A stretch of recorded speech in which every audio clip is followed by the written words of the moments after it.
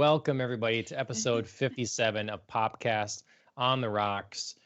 This is a show where we get off to delayed starts because of computer problems and talk about pop culture things and Real Housewives and alcohol and all the fun stuff that we're interested in. My name is John. I'm joined by Andrea. How's it going? Pretty good, pretty good. I also had a frozen screen, so to me, like, this was totally fine. And then I realized, yeah, hey, we're live. But that's the fun part, That's totally technology. The fun part, yeah. Yeah. Come on, improv it. Quick on your feet, John. Mm-hmm. Yep. Yeah, just what you like. Yep. Yeah, improv is fun, I guess. You're into improv, for sure. I mean, kind of. I mean, acting and improv are a little different. Improv was always kind of starting out when I was acting, like my one big fear that I wasn't going to think of anything like really funny or cool to do. But then I realized, like, the more you think about it, the less funny and cool you are. You just have to, like, do something. Right. And sometimes it just is the best. So yeah, that's why it's improv, but it's also scary. Like, didn't you do a improv with Maggie or something? I did. So, well, I did a little improv with Maggie, and then I also did a show last year. It was my first time back on the stage, boy, in like 5 years or so, because of grad school. Mm-hmm.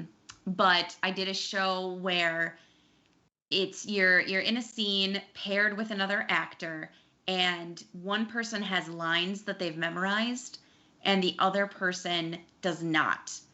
And so you have to say the lines that you've memorized, and the other person has to just react to them.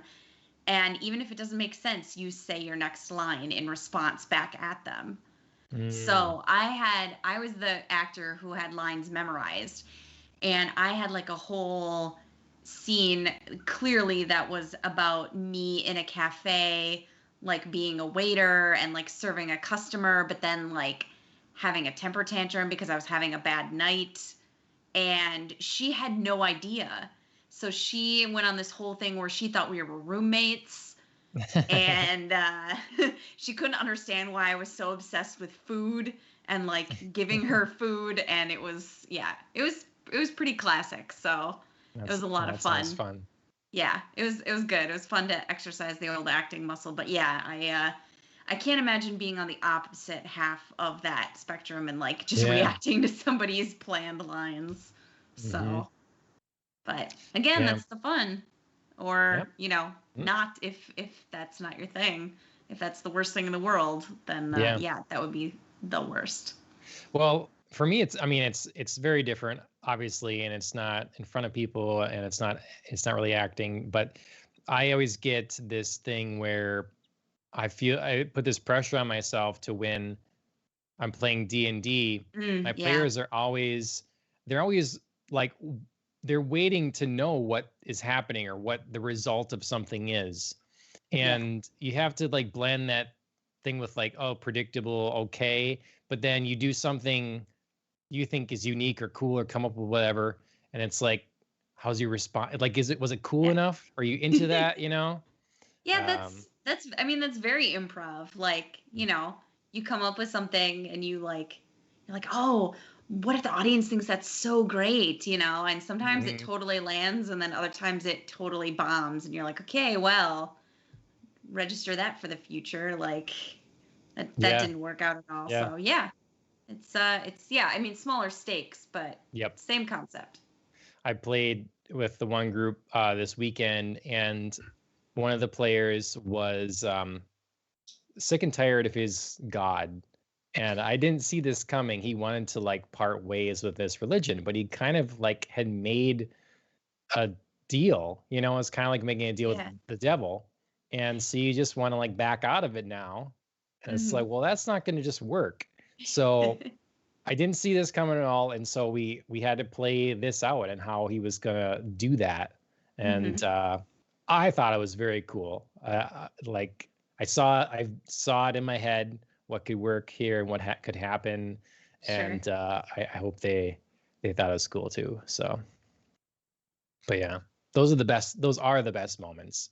Like not when something goes exactly as planned, but when a player does something unexpected, and then something really cool comes out of that you get to make up. So exactly. Yeah. We'll have to throw a poll out there sometime to like check in on your D&D prowess and see what your group thinks, you know. Yeah, I mean, they give me anonymous feedback. It'd be like, that's right. I am one of your D&D players. You don't know which one. Your campaigns blow. You should give out those oh god, this is fresh in my mind from grad school, but those like end of semester like anonymous surveys where like you had to like rate like how much did you learn, and you know, how much did your teacher, you know, do more than you expected, or the class was harder than you expected, you know, any comments for your teacher or whatever. We should have one of those go out. Should mail one out, like a little bubble form and little essay portions so they can give you free flowing feedback. Yeah.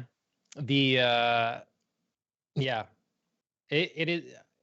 is always a thing I try to do, is set expectations for people, because like with the one group, if they're not used to playing or something, or with a different DM or whatever, I had one guy, I think, getting kind of frustrated because he always just thought he would just roll for something and get the answer. Like I rolled well, so I just will be provided the answer. Like it works now, right?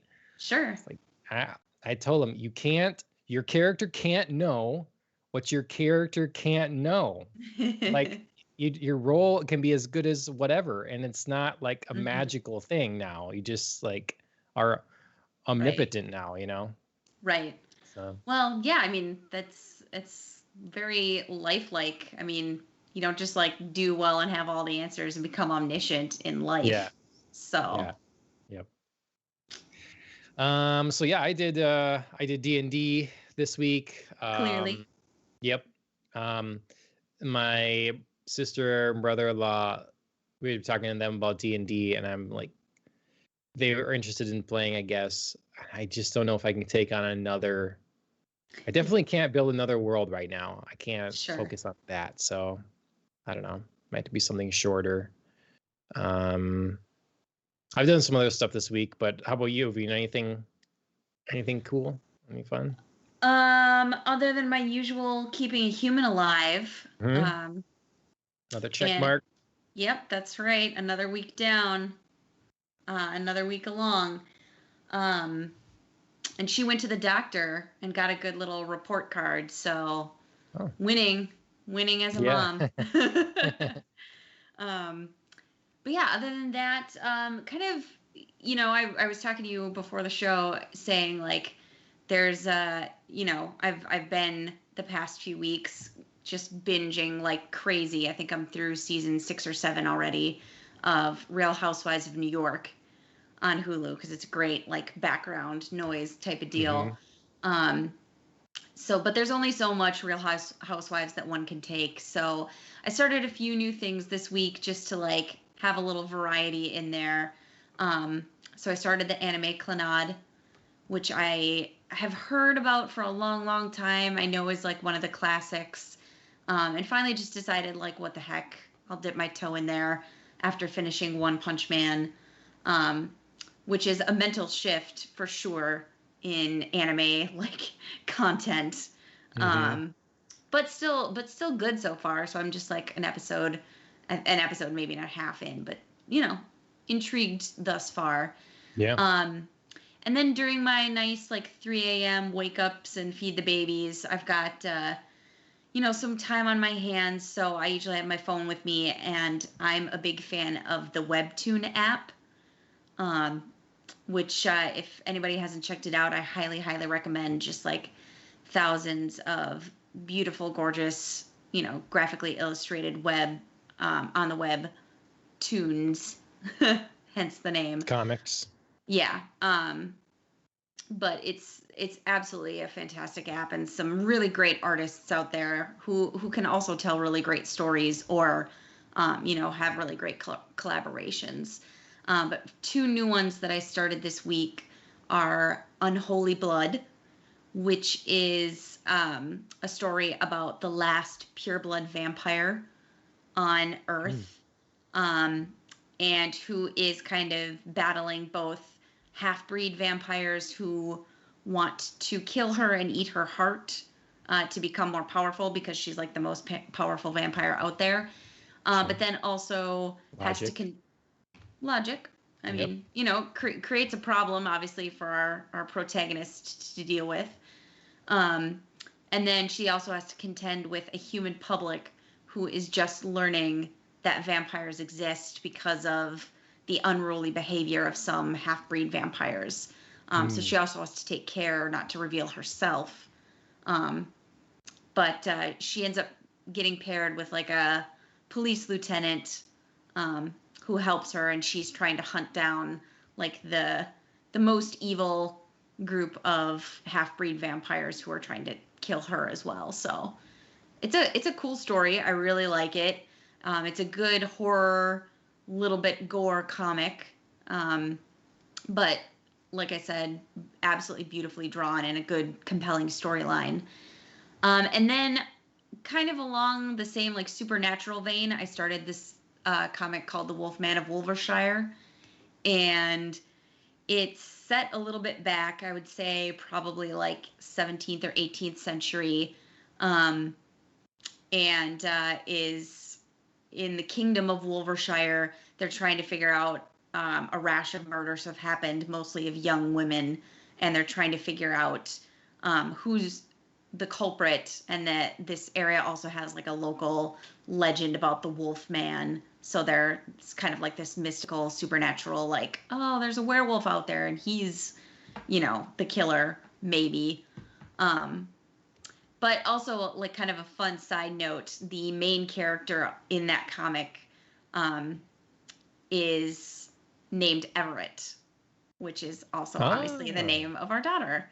Wow. That's coincidental. Yeah, it's actually really funny, but so I said the main character, but I meant to say the main villain is Everett. So it's kind of funny. Every time I read it, I'm like, oh shoot. But also like that's pretty awesome because I've never read anything where, you know, that has a character named Everett. You evil son of a bitch. Why do you do that? Yeah. So yeah. That's kind of how my week is going. How about yourself? So, what other than D&D? Well, I have one question quick. The Unholy Blood one is the so the lieutenant doesn't know that their partner is a vampire? We do know. They do. We don't find, as the audience, don't find that out for a while. And then eventually we do find out that he does know.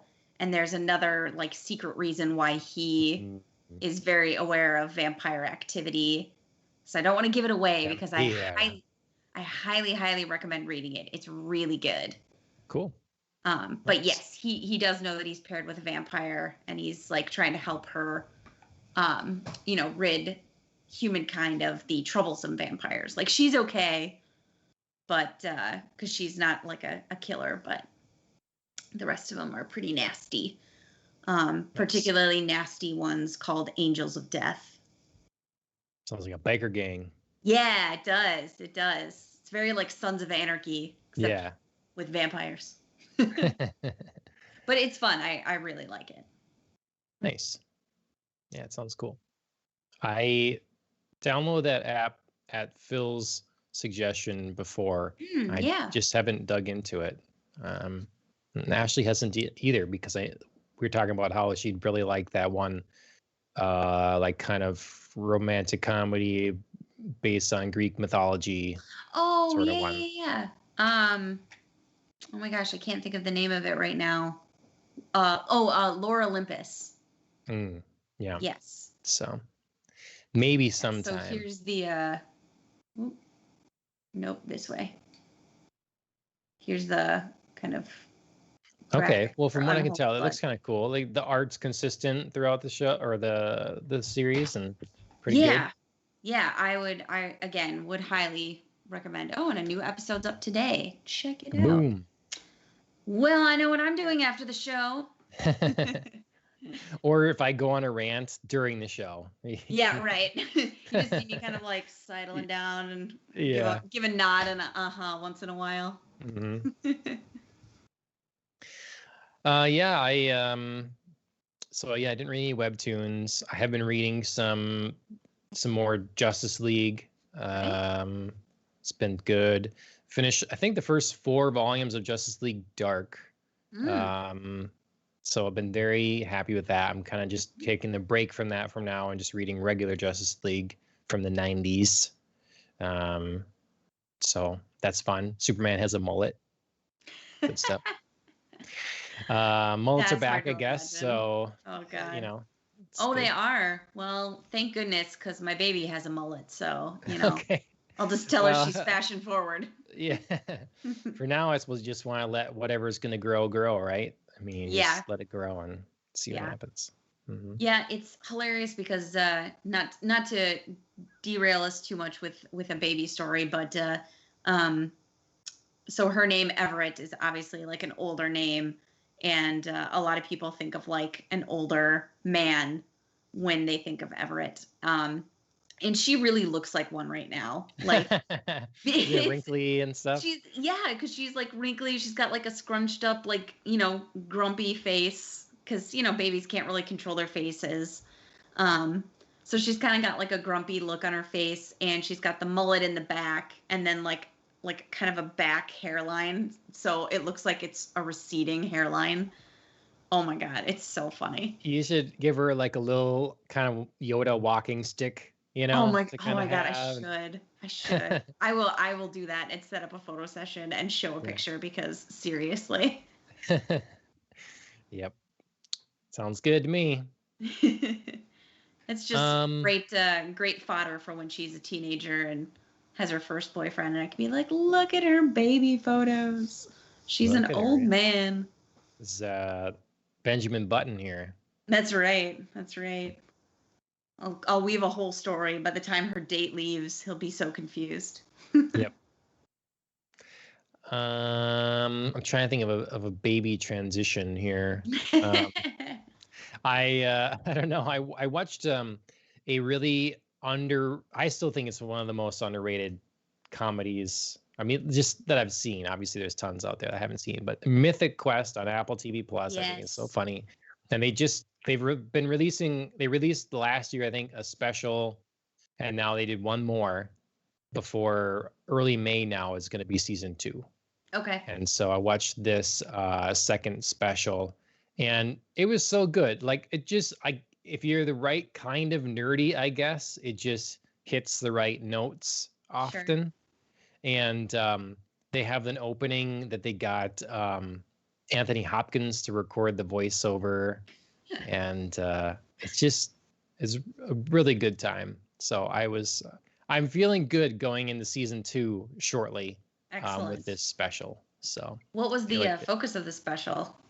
So it was like their first day back in the office, and they were having a big party then that they normally do annually, but it's like it was a bigger deal this time, and it's like celebrates end of a crappy year, and they did LARPing, and it was great.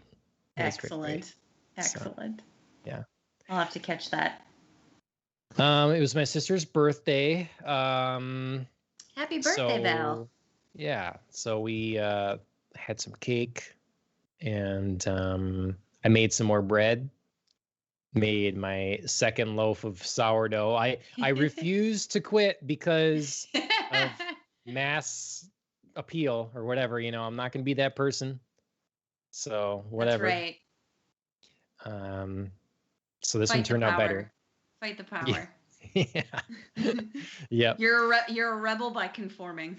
Yeah, right. Isn't that the truth? Yes. Yep. I just tried the game Fantasian by the Final Fantasy creator on Apple Arcade. It was good. I just can't see myself when I have so many other like higher, I don't know, more impressive things, I guess, to play that I will keep playing it, but it is well done. It feels like a Okay. classic Final Fantasy game. Yeah, that's about it. I watched the Real Housewives of Dallas finale last night. I was thinking that could have been your baby transition. Were any women acting like babies? Oh, yeah, that would have been good. Not too much in the finale, though. Okay. There is some news that one of them finds out that they're pregnant. So Oh, well, that's a pretty that direct would have been a line good, connection. would have been a good Uh, transition. I hope it's a younger housewife. I mean, Yeah, yeah. okay. I mean, I guess I don't know how old she is. I don't know too much about Dallas. I know a few names if you tossed them out there, but Yeah, their average age is definitely younger than like Orange Beverly County Hills. and yeah, right. Yep. So That's funny. I was just thinking of that because I sort of like breezed through a few key episodes of last season's Beverly Hills, since that will be starting up, I think mid-May sometime, May 19th okay. or something like that. And I forgot that like last season, Teddy was pregnant. Yeah. Which she's really the only housewife that could be, because everybody else is like 50 plus. So Yeah. yeah. Well, I mean, maybe Dorit. oh yeah, Dorit is younger. That's right. She's still in her 40s, though, I She think. must be in her 40s, yeah. Yeah. But yeah, other than that, I was just thinking about like the average ages, or like for Roni, average age there is They're quite trying high. to get young blood. Some of these they keep trying to get young blood in there, and then they leave. Yes. They can't take it. They can't take these old bags I know. yelling at them. And I tell Ashley all the time, I could not keep up with the partying that these ladies do. They must have access to like some sort of like miracle wonder drug something. They're not showing Or me IVs. exactly, that's just what I was gonna say. Like IVs, like fluid IVs, just all night long. The minute they're done partying, because dang, yeah. Yeah, I I mean, couldn't do it. I like to party, but wow. I mean, you must just like get used to it, you I know? suppose, yeah. I mean, it's like an alcoholic. How can you drink so much, but then you just get used to it, and you're just That's bam, right. alcoholic. That So Yeah, that becomes your new norm. yeah. Yeah, we'd really have to go through some intense training, I think, to keep Yeah, up with okay. anybody on Let's that go, show. Andrea. This summer we'll train intensely for That's right. yeah. What And are you it's gonna doing? You're sound drinking all the time. I'm training intensely. Leave me alone. I know, I was just gonna say, like, telling anybody that you're gonna be in training, this Yeah. summer sounds so like healthy, and then when you Yeah. find out what we're really doing, not so Training my much. liver. Gosh. I am training my liver, apparently. I'm getting a jump start right now, Yep. John. All right. So there we Where's go. the intensity, John? Perfect transition. Drink holiday. What you got? What we got happening for holidays? Yeah, the second half of April is quiet. There is apparently nothing to celebrate in the drinking world in the second half of April. For So shame. I know, for shame. Get it together, April. Um, so yeah, so I'm just going with a classic, like a little bit of Wine Wednesday. It's a newer wine that we're trying, and I bought it because it was from the area of Spain that Chris student taught in. Oh, So I just thought that nice. was like a little bit of a fun side Yeah. note. So it's a good Pinot Noir. So Okay. All right. cheers. What Yeah. have you got for Salute. us? I have a beer. Mhm. This is from Pipeworks Brewing, and it's called Ninja versus Unicorn. That Yep. sounds fantastic. Ninja What versus is it? Unicorn Double IPA. Oh yeah, For show us the people, can. yeah, and for people that want to know, this is from Chicago. Okay. So let's see if we can get it to focus. Yes. There you go. So Ninja, bam! But look at who's fighting. The unicorn. So for our video Excellent. viewers. Does that unicorn have his like ninja blade in his teeth? No, he's using he has one of the swords in his mouth, and then he's Excellent. blocking the other sword with his horn. Excellent. That's excellent artwork right there. Mm-hmm. Yeah. Who do you think would win, John? Ninja or unicorn? Well, versus a normal ninja. I mean, in films, ninjas they're usually like the fodder, right? Yep. So there's so a unicorn is a mythical beast. So unless this is a leader of a ninja clan or something like that, I'm gonna have to give it to the unicorn. Nice. I mean, that was kind of my thought too. Although I was thinking about I'm reading because I'm super cool. I'm reading Harry Potter to little Everett as part of her bedtime routine. I was thinking about like the unicorns that keep dying in the Forbidden Forest, and apparently like those unicorns have no self-defense. Yeah, because they're just going down in droves. So yeah, I don't know. I mean, it makes them more, you know, it makes it more egregious to kill them. Yes, I'm sure is the idea. Like, how dare you? This is a magical, beautiful, ethereal creature with silver blood, and yeah, it's relatively helpless. So, but I like the idea of a powerful unicorn that shoots rays from its horn and like skewers its enemies, pierces their flesh. Yeah, if you're into that kind of unicorn, you should definitely check out on the opposite end of the spectrum, on the opposite end of the wizard spectrum, the Dresden Files. There's a book where our main character, Harry Dresden, goes to the Never Never, which is the fairyland in this world that the authors created, and has to fight a murderous badass unicorn, and it's pretty epic. Like, the unicorn definitely just wipes the floor with him. So maybe I should put that in my campaign. Someone thinks they're gonna ride this unicorn or something, they're gonna hunt it and make a weapon out of the horn or something, and it just like total party kill. TPK. You really should. I could send you the description. I could send you the description of the battle. It's pretty boss. Like, it's amazing. So, just saying. Two opposite portrayals of unicorns in two rather opposite wizarding novels. I can visualize, I think, what I would want to do. Like, someone sees a majestic unicorn and all of a sudden, like, its eyes turn red and head lowers as its like body grows and it stands on two legs, and then its muscles like bulge out everywhere. So he's now standing kind of like a minotaur. Yeah. And he like exhausts a giant plume of steam from his nostrils as he like just pounds the ground and the earth cracks beneath everyone, and you're in trouble now. Like, the sky splits apart and lightning strikes, and I don't know. We can make it. I dig it. What happens next? Yeah, we're gonna mess them up with this unicorn. So. All right. Well, now you have less work to do this week because we basically just like wrote part of your D&D campaign. Yeah, that's right.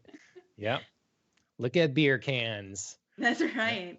Inspiration in the unlikeliest places, and it's part of your training, John. See, Look at us multitask. Yep. Perfect. So yeah, like you noted here in the rundown that Cinco de Mayo is next. So I am looking forward to that mightily. We have still some Terramana tequila. Nice. So we will be celebrating in proper fashion, especially in my book, obviously. Terramana, huh? Yep, the Rocks tequila. Oh yeah. Okay, I didn't remember if you said you got that or not. I remember you talking. Okay. Yeah. So where did you find it? Chris found it, and he found it at Total Wine. But yeah, it was very heartbreaking for me. It had just come out right as I learned that I was pregnant. And I was so excited. I was like gonna go to the store, actually, I think the same weekend I found out I was pregnant. And was gonna go get a bottle of Terramana because it was finally available in Minnesota. And then not so much for me. Yeah, we'll be celebrating Cinco de Mayo as well. We're looking for a different tequila to pick up. And It's our dog. That's Dobby's birthday. Dobby. It's Cinco de Cinco de Mayo. Mayo. He's half a Mexican pup too. So Very true. Very true. yeah. So Ashley's gonna make him a cake that we can eat as well. It's a human pet cake. Okay. And drink tequila, and I might be in the field, so I might not have much tequila, but what would she make for a human and dog cake? yeah, there's recipes for them. I don't I'm sure she found it on Pinterest or something. Okay. But yeah, it's a cake that's probably just kind of plain and a lot less sugar, you know? Okay, sure. But yeah, we've made him cupcakes before. Sure. For him, but we didn't eat them. But yeah, I was gonna say I've made separate things. Yeah. So we'll let you know if it's any good. Yeah, I was gonna say if it's good, send me the recipe. Obviously, if not, don't bother. Yeah. Yep. Okay. So we have news. We have a little bit of news. Not much news before we get to the finale of Falcon and Winter Soldier. That would be episode 6.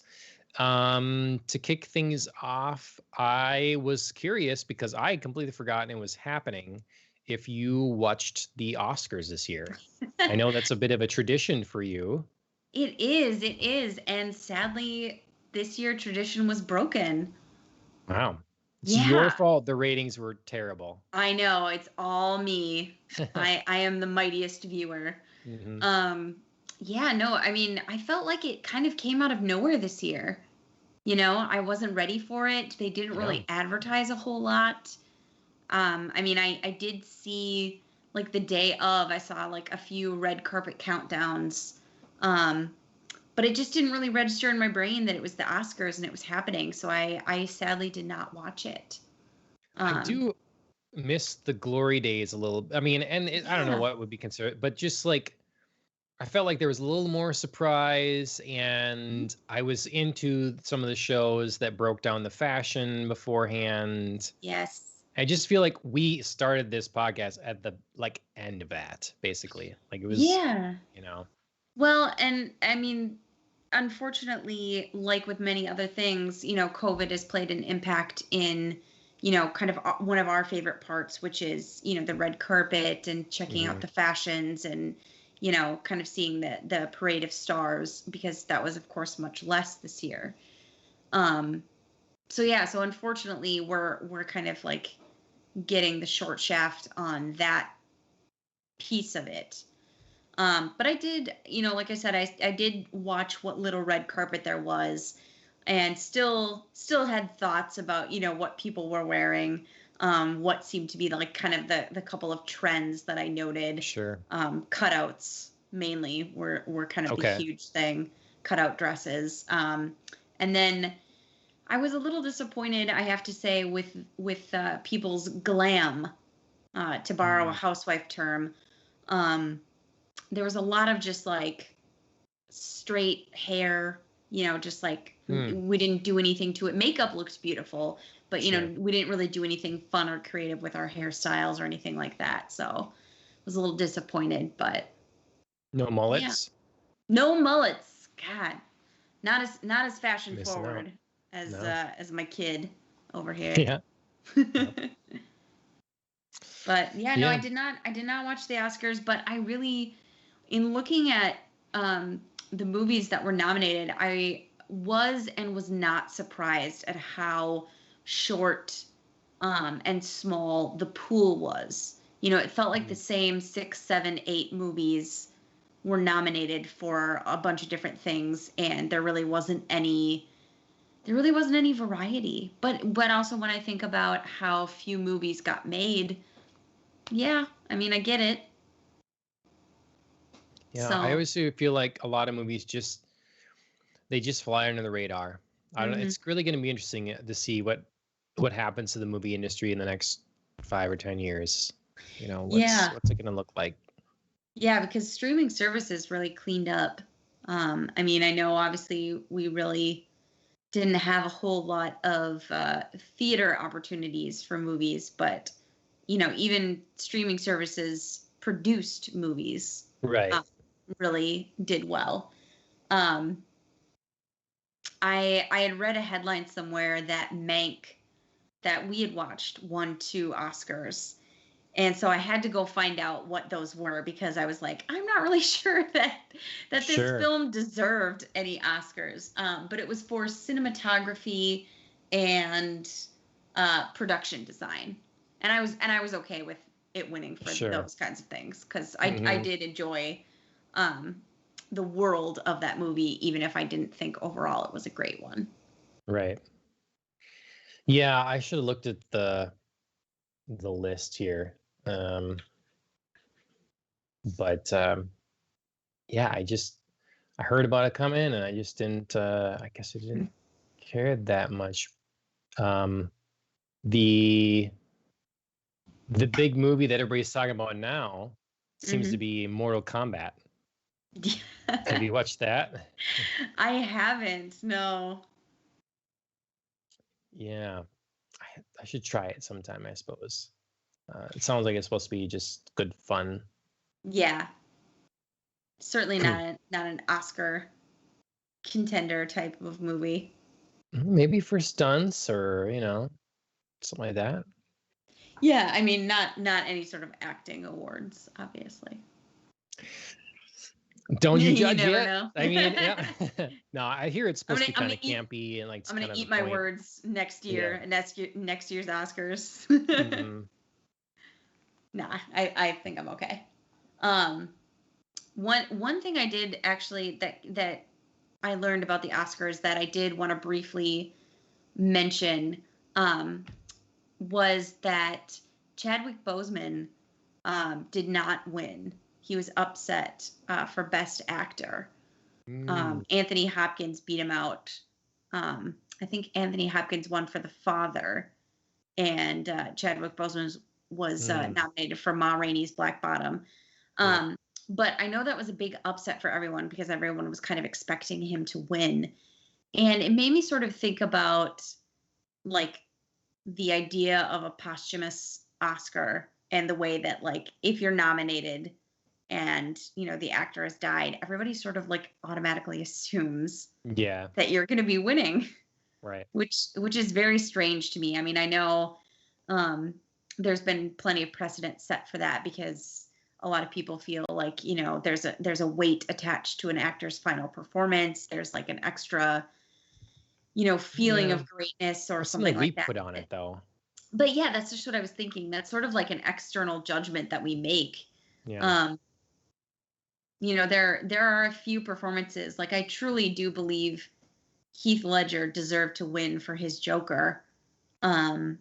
Especially in the field. I think he was nominated in that year. I didn't think there was a better acting performance, but I certainly, for myself, if somebody who was living had done better, I certainly wouldn't think like, boy, Heath Ledger just deserves it because he passed away, which is a delicate thing to say, but. Well, it's just the truth. It's just not the way. I mean, you can have a segment of, in honor of kind of thing. You can still honor the person's life and whatever, but it doesn't diminish their life to say like in this particular instance their performance wasn't the best of all the performances. Yeah. But I think people do tend to sort of feel injured, or feel hurt in some way if like the deceased actor doesn't win. And I really don't like pandering, and I would like to think that if I was in said situation and I was aware that I was winning this award, like you don't want to be given something you don't deserve. Exactly. Or you don't like think that you honestly won, or at least good people don't think that. So I just like the Oscars already doesn't have a great like reputation for like doing something unexpected, I guess, like for going outside of, what people kind of figure out is what they're interested in or something, or the way that they're gonna look at things. So yeah, to do something where you're just gonna like this, that helps a little bit with credibility potentially, to not give into that sort of pandering. Yeah, I agree. I mean, I haven't seen the the father, so I don't know, about Anthony Mm-hmm. Hopkins' performance. But now I'm very interested to go see it, because I think had they done what was quote unquote expected and given the Oscar to Chadwick Boseman, like, I wouldn't really be interested. There would be no reason for me to go check out The Father. But Right. now that that's happened, it does, like, make me think I should check it out. So one thing I did hear about, there was Mm, the international feature film winner was called Another Round, Danish okay. film starring Mads Mikkelsen, Interesting. and supposedly they're working on like casting Leo or something, Leonardo DiCaprio as the lead and making the film here. It's like it's one of the, it just Uh, someone else said it, and I agree. Like, just watch this film. Like, yeah, it's I just agree. happened. It just won the award. You can't read the words or something. Yeah. Um, I don't like that stuff either. So I agree with you. That actually immediately makes me think of Broadchurch, like the yes. where they like did an American version of Broadchurch, and I was like, that's not Mhm. it's not even in another language. It's still English. Yeah. Like, I don't know why we needed to move this to America and recast and like have the exact same. Yes. Like, just don't do that. Just watch the original Oh, thing. Americans won't understand the English accent or something. Yeah, right. I mean, I just think that it's yeah, I don't like the laziness of it. And it's not I like agree. back in the day when you had 4 channels. And so your exposure is not of the same level it can be today. Like Right. anyone can go and watch foreign films. Right. They're Exactly. accessible now. Exactly. Um, so you don't have an excuse. Yeah, I agree. That's laziness to the extreme in Hollywood, and I would not support that. Hmm. Other bit of like movie news, I guess. Hmm. I suppose they were too late for the to be nominated, but the movie of Demon Slayer movie, Yeah. is doing very well. Yep. I think has done the best for an anime movie in America, and yeah, I'm excited. I really need to finish that season so I can watch this film. So, okay. Anything else on the Oscars? Nothing here. Okay. I may go watch like a few clips here and there. Um, but yeah, it's kind of sad to have this year pass almost completely without, fanfare for the Oscars. Um, I do I do kind of miss that, like, award season, like, every weekend we're getting like a new red carpet, and it's all, just like kind of all the fun and getting wrapped up in award season. So I kind of miss that this year. Do you think that do you think we've just movies are just not the entertainment thing anymore? Like they're just I mean, it used to be like, oh, America's pastime is baseball, all right? Well, then clearly that Sure. became not the thing. But then like the entertainment thing of America was Going film. to the movies. Yeah. Is that just like we've just moved on now to something else or just not? Um, I mean, I think television is probably enjoying an unprecedented renaissance right now. Um, and there are memes all over the internet that will tell you, oh, like, people prefer to watch like a 10-hour, season of a show rather than like, oh, a 2-hour movie. I just can't Yeah. commit to that. Like, ugh. Hmm. Um, but no, I don't think that they are over, and I think it'll be especially interesting to see how much theaters might enjoy a rebound once everything kind of fully opens up. You know, I mean, I know some Yeah. theaters are open, Mhm. but at limited capacities or limited times. There aren't a lot of movies for them to show, really. Because um, production companies keep delaying, openings and releases and things like that. So I think this summer is really going to be a litmus test for our movies over or not, because Mhm. now we do have a few blockbusters and big tentpole movies coming out. Theater, like I said, theaters are reopening. So we'll see if, people kind of flock back and are excited to, get out and go to the movies again, because it is kind of a treat that we haven't been able to do. So we'll see. Yeah. It's gonna be interesting to see.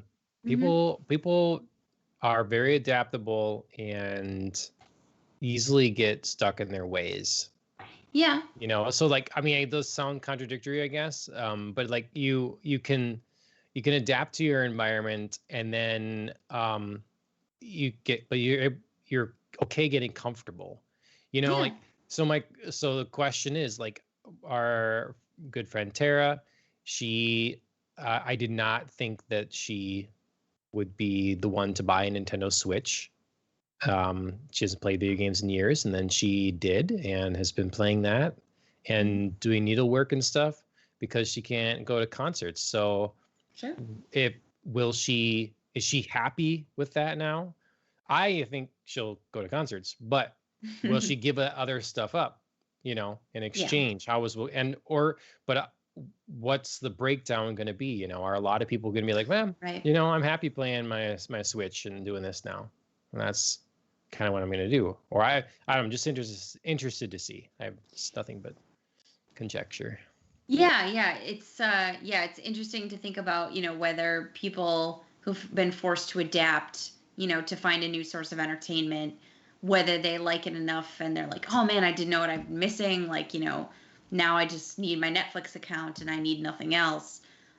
Or is it like, no, they're just going to snap right back and go and be like, oh, thank God the movies are back. Right. I missed all of that. So, yeah, like I said, this summer, I think is going to be a big litmus test for, what are people going to do? Sure. All right. I mentioned Nintendo Switch. I don't really have any Nintendo Switch news other than Pokemon Snap is coming out shortly, and there was a new Animal Crossing update, and a new Mario Party update. So I guess that is Nintendo news, but I didn't write any of that down because it's kind of brief, I guess. But tomorrow, if you're watching this live, Thursday, the 29th, at 4:00 Central Time, I believe, is a PlayStation State of Play event. It has been announced. I'm excited for this, though I am leery, because I noted that if they show me Returnal and Ratchet and Clank again, I'm just, oh my God, quit it. But I think they already did say they're going to be showing some more Ratchet. So I'm preparing myself. Okay, so you were warned. I know. I'm preparing myself now that there's going to be more Ratchet. Does anyone need to be convinced yet? Like, if you've seen the first gameplay, you've seen the second gameplay, you've seen a trailer. They just released another trailer a couple days ago. Like, we know what Ratchet and Clank is. If anyone else you want to sell this to isn't going to be watching the State of Play, they're going to be you're going to need to advertise to them on television and YouTube or something, Right. That's how you're going to get people. You don't need to break this down more. We know it looks cool, it looks next gen. It's a fun shooting a platformer kind of game. Please, Sony. Please. Enough. Yeah. And Returnal, I know they'll mention because it comes out the next day. Well, then yeah. You kind of have to expect that then. Yes. But don't give us 20 minutes and it's all... I was going to say, you don't need like a detailed breakdown kind of thing. I don't know. But either way, I'm excited. And I just think that they're, again, don't have anything really to say and are just trying to say something to be in the news and have some goodwill. I think they would rather just wait till around E3 and do an event. And I guess I'd be okay with that at this point. Like, if you don't have anything to show me, just don't have an event. Talked about this. Yes. Yeah. So, are you going to be able to watch it live? I will. I mean, depending on my small human, but obviously I don't have work right now. So I am at times weirdly completely open and free, and then at other times like completely tied to keeping a small human alive. So Yep. I plan on watching it. It's not around any of the times that she needs to be fed, so fingers crossed. Okay. I'm thinking I'll be listening to it in the tractor. Sure. Oh, I was gonna say, are you gonna be out in the field? Yeah, that's what I'm thinking. So we'll see. Sometimes it doesn't work out so well just listening to something we need to see, but Yeah. yeah. Yeah, and then related, the last bit, obviously I had mentioned Returnal. It does come out Friday the 30th. Yeah. I am excited. Kind of Funny Games, I saw their thumbnail describe it as Hades meets Control meets Metroid, and that's like, that sounds exactly like what I want. Excellent. Yeah. So you're sold. I am sold. I think this game, when it first showed, I was like, oh, it looks kind of cool and stuff. And then it didn't impress me. I did see some stuff more recently of the really cool monsters, some really cool looking effects. I am very excited. I just also heard that it's very difficult. It's a very difficult game. Oh, okay. And I don't like very difficult games because I want to have fun with games. I don't want Sure. to pull my hair out. Yeah. So it's reasonable. yeah, I mean, there's a balance. That's probably, yeah, I was gonna say that's probably the mindset of like your average gamer, not like your hardcore, like, you know, Yeah. everything needs to be difficult kind of thing. But yeah. Yeah, I mean, you don't want to like play something that seems never ending and frustrating and you can't get past. Yeah. I mean, games need to make you feel like you need to be able to do something and like level and progress. And then I like when the ceiling is high. Right. You know, so you can play a game, you can be having fun. If you want the extra challenge, if you're really into it, if you're ready to get good and put the hours in, you can. You know, I really appreciate that. Like new game plus modes, you know, extra hard difficulties or whatever, like modifiers, addition, you know. Yes. But the core game itself, at its, you know, I don't want to be slapped down immediately, you know. So we'll see. We'll see.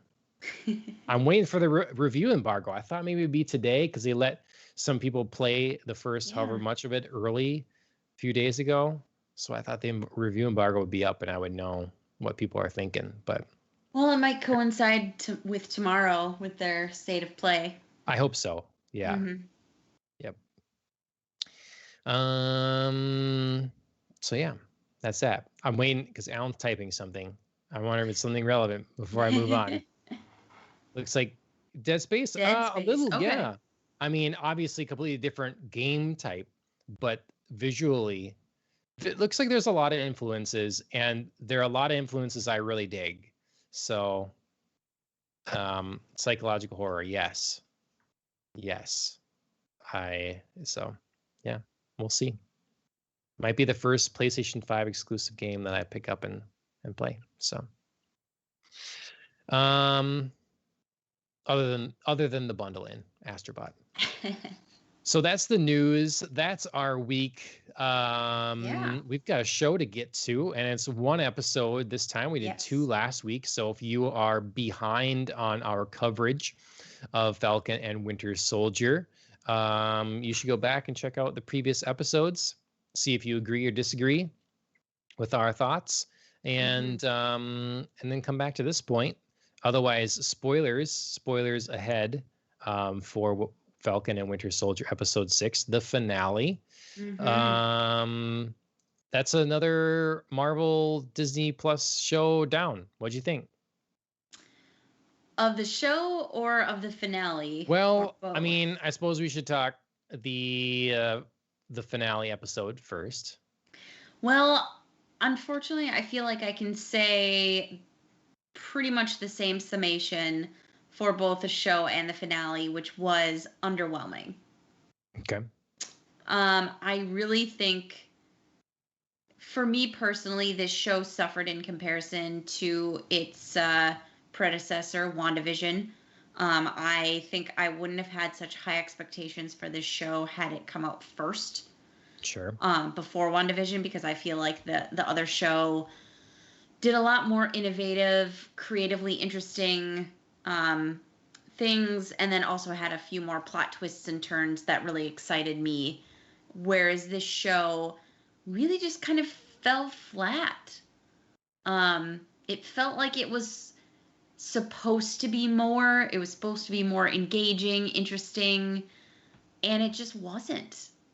And I was really disappointed in that, especially because I quite enjoy Sebastian Stan's Bucky Barnes. Winter Soldier has been one of my favorite Marvel characters. Sure. And maybe that's the problem, is, pinning my hopes on, the guy who's clearly like the co-lead rather than the lead. Sure.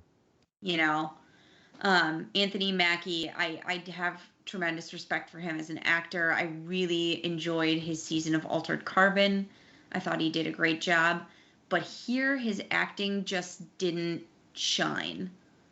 And that's really tough when you're the lead in a show that's supposed to be about your journey and your journey to becoming one of the most iconic, superheroes in Captain America. So, yeah, I unfortunately was a little disappointed in this venture by Marvel on a whole, and in the finale as well. I don't know, but maybe that was just me. What about you? What were your thoughts overall before we get into kind of the details? Marvel has, they have they've set themselves a pretty high bar, historically. And so, every show that they release, movie or television show, has to live up, has that going against them. Yeah. So maybe pre-Marvel universe, we would have a different outlook in some regards, but True. I still don't think it changes the way you said that it fell flat. I think that ultimately it comes down to, like, if we're gonna try to fix this show from just a technical standpoint, I think that it really needs a better antagonist. Agreed. Like 100%. We're not, the way that it's paced and the way it's set up, we don't feel like there is a real threat. I think that the Power Broker might have made it more interesting, going down that route. Completely agree. I felt like the kind of double crossing and the shady dealings and that sort of person at the top that, you don't know who they have under their employ, kind of thing, could have been more interesting. Yeah. But they had to but I think the show would have to scale to that then, and not attempt to also be like world shattering superhero thing. Yep. Like, it's this mixture of we're doing something personal and smaller with, well, now we're doing a helicopter chase over a bridge and stuff, and the season just didn't mesh. The stakes didn't feel high enough. Yep. We didn't get enough background information to really calculate what side we should be on for sure. And it was a litany of problems. Despite, I love the best thing we got was our conversation last week. Yes. That so that those two episodes inspired some deeper conversation. Anyways, is to me the best thing we got. Agreed. And I think that was partially because of what I was thinking about in thinking about talking about the finale for this podcast. I was thinking about, it's really kind of a problem for a show when my favorite character was Captain Zemo. Do you know what I mean? Zemo was my favorite character, and that's really not a great thing for a show like this. All right, yeah, sorry, Baron Zemo, Captain Zemo, boy. I still have an excuse. I can blame it on baby brain. I mix up my words. I'm still in that. I just took you with it. I just Zemo's all I knew, so I was perfect. I just took it. But yeah, so I mean, he kind of inspired our philosophical discussion of last week because he was the Yeah. character kind of throwing those big ideas around and really making our two heroes think, but also making the audience think in a way that I didn't feel quite as inspired to pose those questions to myself, pose those questions of our reality or of our world in the same way. So I was thinking about it, and yeah, Zemo for me was really the highlight of the show, and that's unfortunate. You kind of you need a little bit something more from your main characters to connect with your audience, I think. And I think, boy, I feel like I'm harping on this a lot, but I'm just gonna have to say it anyway. I think this show suffered from trying to also follow a little bit of the same formula that WandaVision followed in the sense of its antagonists. Whereas WandaVision, we had Sword, the director of Sword kind of possibly being a little bit of an antagonist in there. We had Agnes being an antagonist, and then we had Wanda herself and the world she created within the Hex. We kind of like were fighting battles on multiple fronts, confronting enemies on multiple fronts. And here we had a little bit of the same thing, but in this show it felt almost too loose. Like we had Carly and the Flag Smashers as one of our antagonists. We had the Power Broker possibly kind of thrown in the mix as an antagonist when we weren't, sure who it was, and maybe we are going to be fighting for or against, we had to be concerned about the Power Broker as a character in this show. And then we also had the other Captain America, John Walker, who was like a sort of antagonist. And so Right. when we split our focus that way, each of them became less compelling. Whereas in WandaVision, the three, semi-antagonists sort of ended up gelling well together and creating this like interesting, like, oh, like, over here we have to deal with Wanda's issues. Over here she has to confront like a very direct threat in Agnes, and then also in the director of Sword. Those all worked really compellingly together. Here, I just felt like my focus was split all the time, and I really wasn't sure who I needed to care about, who we were really fighting against, and who was going to be, kind of the real problem. So I feel like this show needed, instead of doing that like split focus, I feel like this show needed to pick one and really develop it because everybody felt underdeveloped as a result. I agree, and I think that the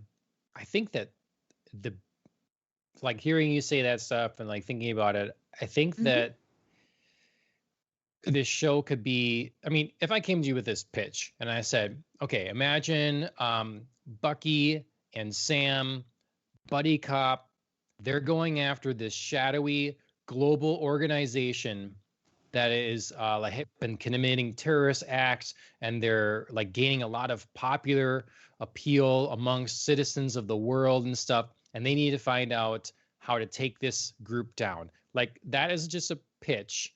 Sounds fun to me. That Yeah. sounds like a good show. We get to explore the relationship between the two, like how they, the buddy dynamic works for them.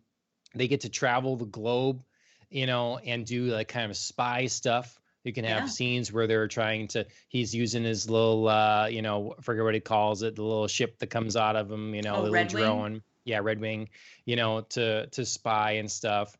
And then they realize that, oh, shoot, there's super soldiers within them and they need to take them. Mm-hmm. I don't know. I feel like there's a good show in there, you Mm-hmm. know? I think the issue is they complicated it with, like you're saying, there's spreading out. They complicated it with the killing of Falcon, the end of a character, and make Sure. it His the transformation. replacement. Yeah. Yes, to so you take this character that he is, and you not only do you have this other thing, but now you got to work to this transition Mm-hmm. of being a different superhero.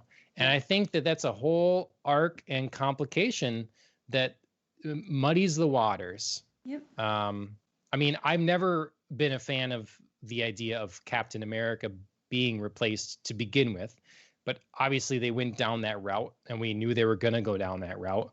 So like, make the most of what you have here. But yeah, I think if they had just, the show is called Falcon and Winter Soldier. If it was Falcon and Winter Soldier, and those two taking on the thing, like, it could be a good that could work to me, Yeah. But it had to be about something bigger, and it had to be about the Falcon transition to Captain America. So. Yeah, I feel disappointed in this in several ways. One, I feel bad for Anthony Mackie because I feel like he keeps taking over somebody else's role and suffering by comparison, at least in my vision. I feel like him taking over the role of Captain America, like, it was really disappointing in this episode to like see his big Captain America reveal, and I really didn't like it. Yep. Like, I thought again, in contrast to WandaVision, where we saw her updated Scarlet Witch and we were both like, this is fantastic, looks so great.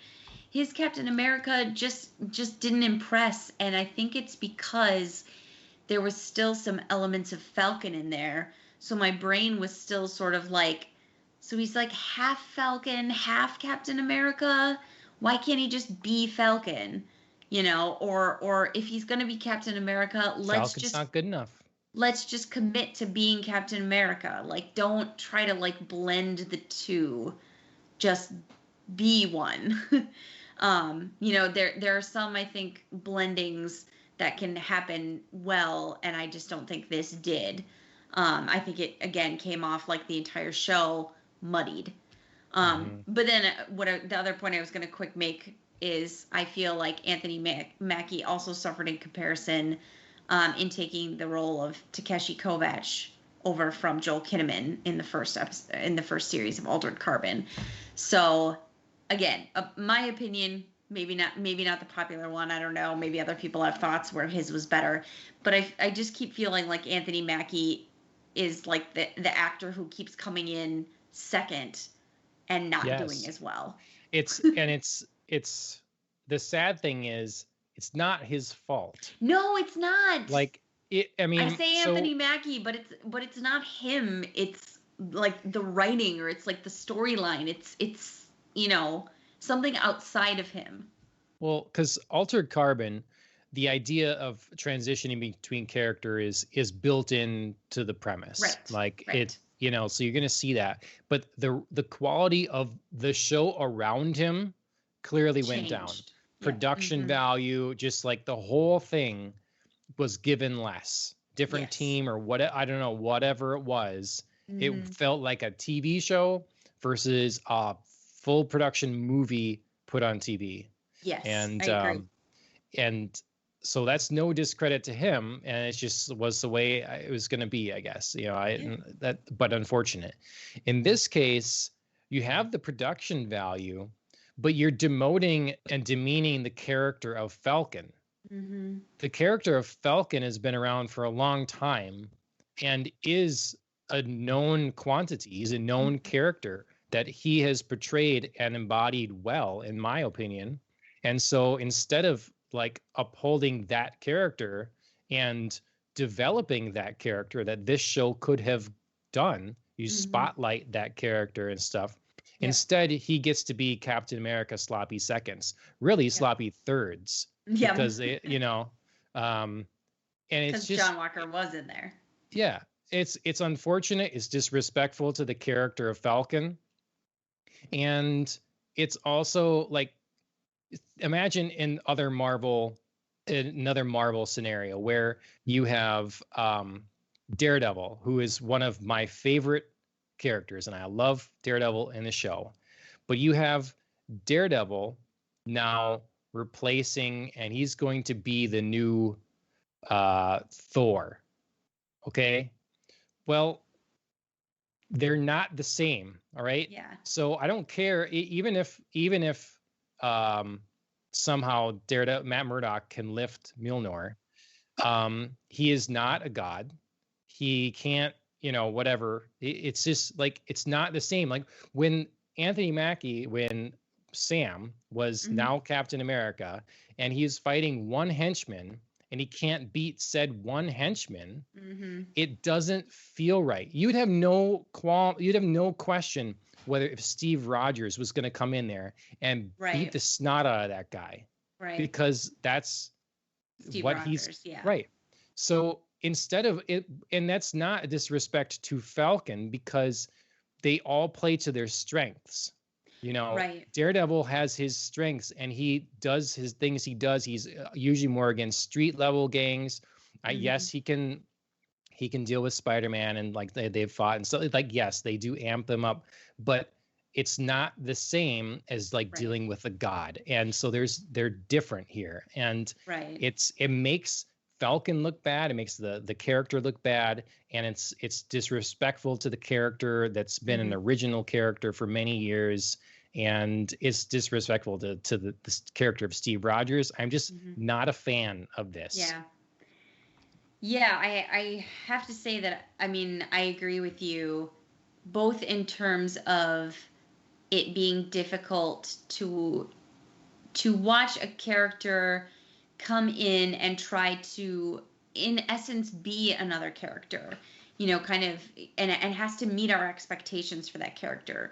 Like you said, Steve Rogers, like we've already been set up to the way that Captain America fights, the way that he can handle things, like, what is his level of skill, what is his level of strength, obviously, like he's got the serum, so we know like he can be on another level. He's got the shield. This is his main weapon. This is how he fights with the shield. And now we're asking Sam, the Falcon, to kind of abandon what makes him good as the Falcon, and the way Yeah, that he fights and the way that he can be effective, you exactly. know. And we sort of like place our expectations of, oh, like he's Captain America, and now he has to do exactly what Captain America did. Yep. So it's really hard for us to kind of like adjust our reality and adjust our perception of like, okay, this is Captain America, sort of, Yep. because he can't do what Steve Rogers could do. So Yep. it's really tough in that sense, and it really changes, kind of our view of Sam slash the Falcon as an effective superhero in a Hmm. sense, and it diminishes him, unfortunately, I think. Hmm. But then also, I was thinking for Marvel on a whole, this was sort of a little bit of a test of how audiences are going to react to one character taking over the mantle of another. Because, as you mentioned Thor, that's going to happen in the next movie. Jane Foster is going to be taking over the mantle of Thor. Hmm. And I'm drastically less excited about Hmm. that after having watched this show and seen the way that like I don't like one character taking over, another. Hmm. And I think this was like a big fail on the part of Marvel to like down the road sell Thor and Jane Foster taking over that role. I mean, Thor is even more egregious because Thor is Thor. Like Right. that's his name and everything, Right. you know. Right, exactly. Um, Like he doesn't have Steve Rogers. He doesn't have an right. alias. Yes. But we don't know how they're gonna do it yet. Like, We don't. I And mean, like Taika Waititi's back, and I really yes. loved the way he did Ragnarok. And I think he's a talented director. I'm not saying he couldn't make something great out of it, but just having seen this and the way that like this was bungled, I'm now substantially more nervous, I See, guess. I don't know how Marvel can be so competent and then seemingly so unaware at the same time here, because they've clearly, over the last more than a decade, put together quite a amazing plan that hasn't been done in cinema, and like executed to a incredible level. But at the same time, not realizing that their strength in the cinematic universe Hmm. has been like a formula that works, but also writing to characters that people can universally empathize with. Right. And that doesn't matter what their pedigree is. No one knew who Doctor Strange was. That movie did well. People like Doctor Strange. Nobody knew who the Guardians of the Galaxy were. Right. Those movies did well. Groot is like a known quantity now. Right. I am Groot. Like, that was not a thing before. Agnes became a big thing. It was Agatha all along. That became a meme. Like, and it's like they're afraid to lose the figureheads of Captain America and Thor and Iron Man and whatever, as those actors transition to doing something else with their life, that they're like done with the films for now or forever, and I don't know why they have that fear. Iron Man again, people maybe know the name, but now kids everywhere will wear Iron Man t-shirt and love Iron Man. And so don't be afraid that you're losing Iron Man. Be excited for the next thing that you make into Iron Man. Right. Kids will still love Iron Man. They'll still be shown the old Avengers movies and all that stuff, and they will love that. And then they will love the next thing if it's done well. You don't have to be lazy writers and just swap people because you're terrified of that character not being around anymore, because newsflash, it's now not the same character. Yep. It's not the same character. It's a different one. Yep. And so, and now, and again, literally, I say you have the death of a character. You have the death of the superhero Falcon. He no longer exists in the Marvel Cinematic Universe, and it's a shame. I agree. I absolutely agree, because I feel like we were, both us as an audience and Anthony Mackie as an actor were comfortable with his role as Falcon, and he embodied Falcon, and that was like his territory. He owned that character. Now I feel like this show has basically just shown us, a 6-episode long explanation of his very first line in the show, which was, how does the shield feel? It feels like someone else's. It still feels like someone else's. You know what I mean? Like, this was a 6-episode long exploration that ended at the beginning. Yep. Where I feel like the shield is somebody else's. And then he didn't even get to shine. No. Like, when he comes in, I mean, we have this crazy stunt stuff again where he's being Falcon chasing down a helicopter. That stuff was cool, but as Falcon, because that's what you would do. You use your drone, like, that's his skill and his forte. And so, but then you get on the ground and like you said in your comments somewhere about Bucky, boy, that arm is handy. You see Bucky taking on multiple people at once. You even see the other, the first replacement Captain America doing one of the more heroic things in trying to stop serum. Yeah, and he's trying to stop the thing the van from falling over the edge while being attacked and stuff. Right. One of the more heroic thing goes to that guy, and Falcon, well, now Captain America, he just gets beat up by a henchman. Right. Does a cool helicopter scene and then comes back. Like, it just didn't even showcase him, as a competent now replacement of Captain America. And if they didn't drive it home, like, whatever they needed to do, they didn't sell it, and the costume didn't work. It's like they were trying to like pad him out too. It's like looks too big and unfitted. The mask, too bulky stuff around his neck didn't look right. It's just so many levels. It just failed.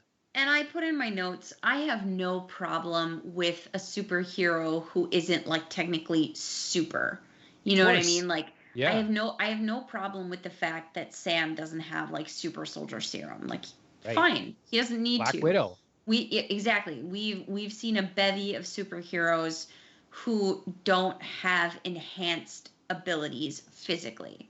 Yep. You know, maybe it's something else. They have enhanced intellect, enhanced whatever. That's fine. That doesn't bother me at all.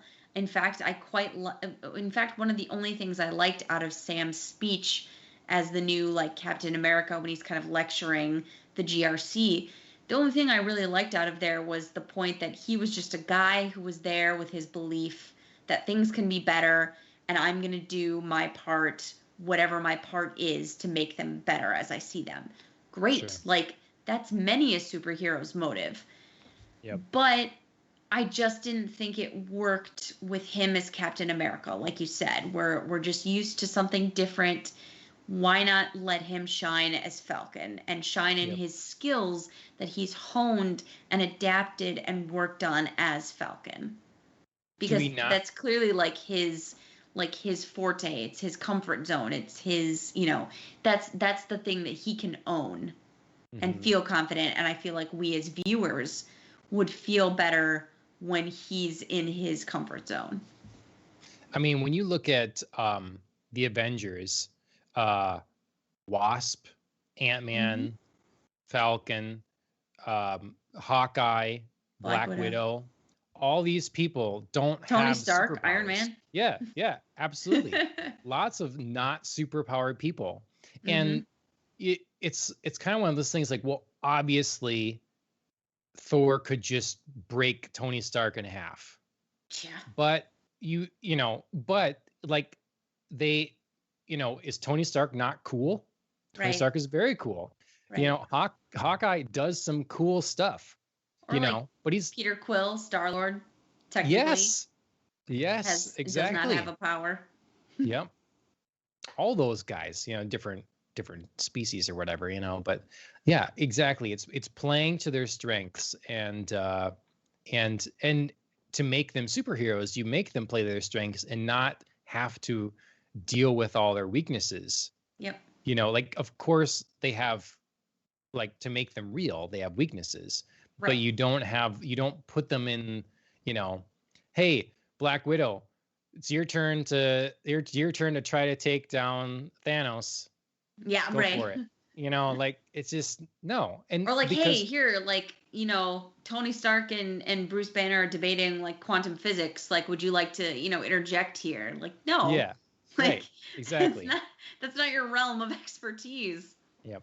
And that's I hope people don't feel like that's a slight of the character. It's just being realistic, and it makes them, Well, that's the point. I mean, not everybody should have the same skill set. Otherwise, what would be the point of getting a group together?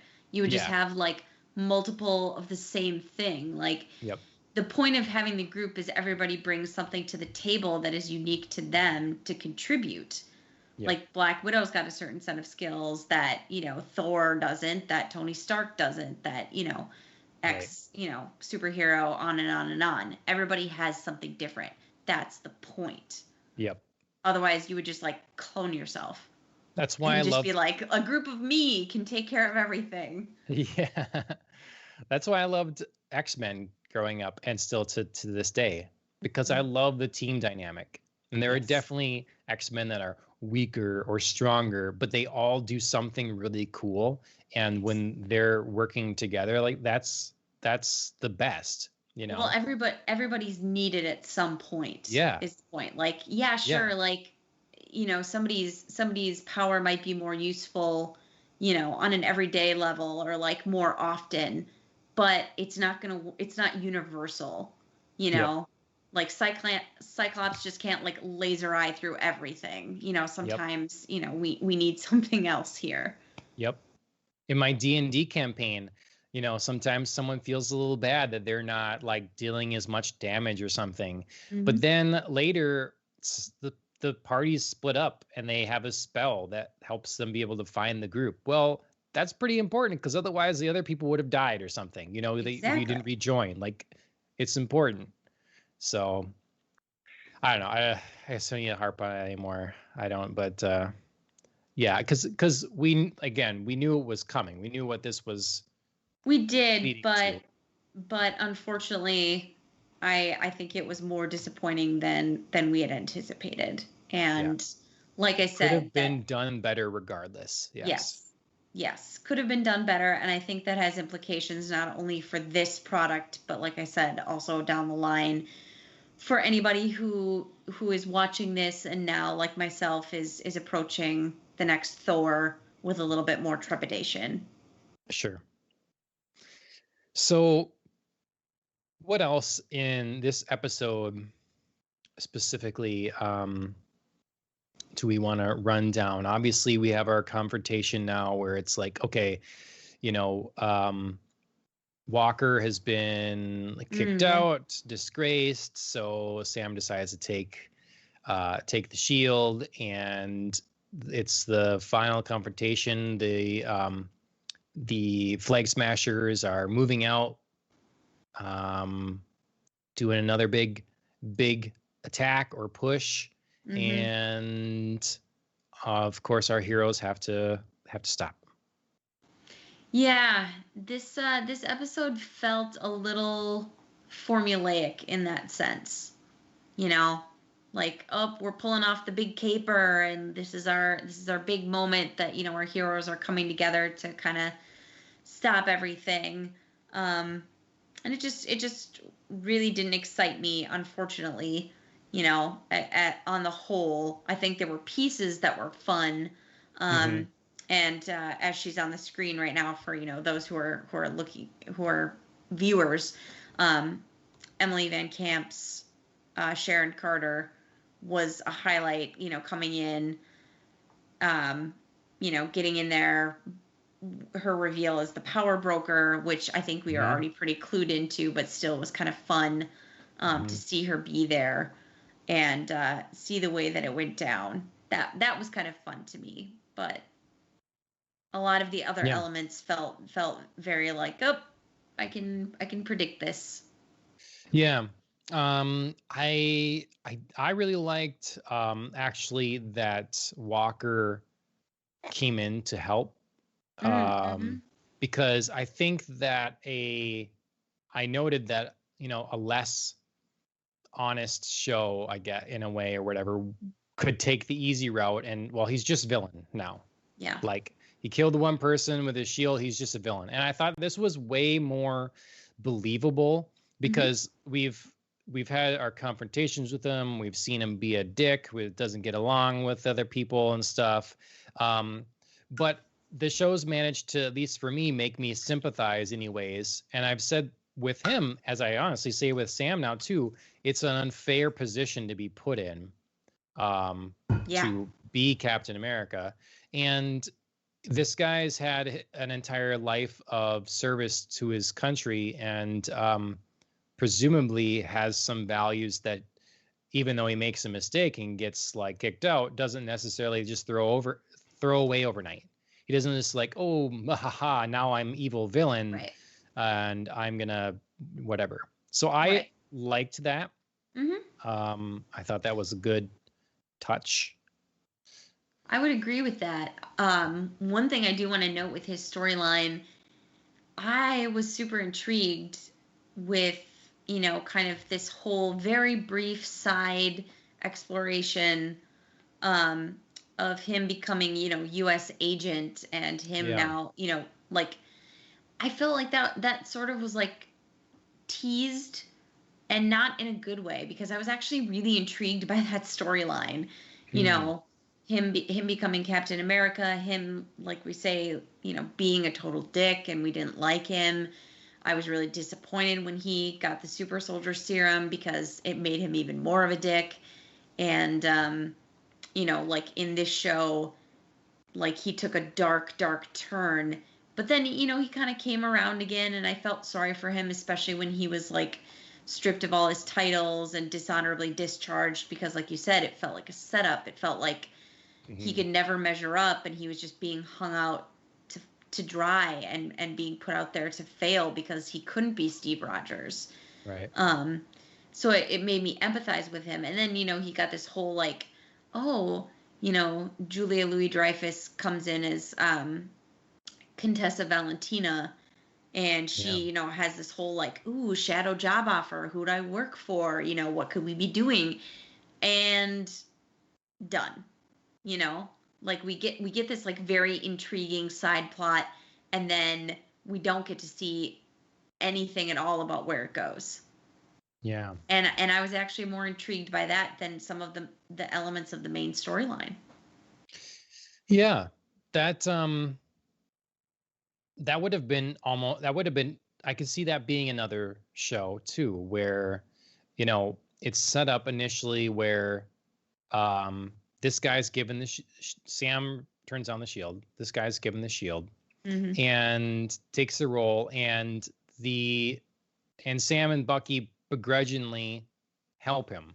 They're Mm-hmm. upset that like he has Steve's shield and like thinks that it's not fair to his memory and whatever, but they Right. help him anyways.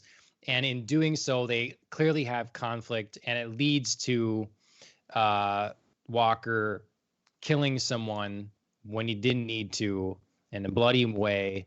And, then things get stripped from him. And then they now have a new person that they're, against or something.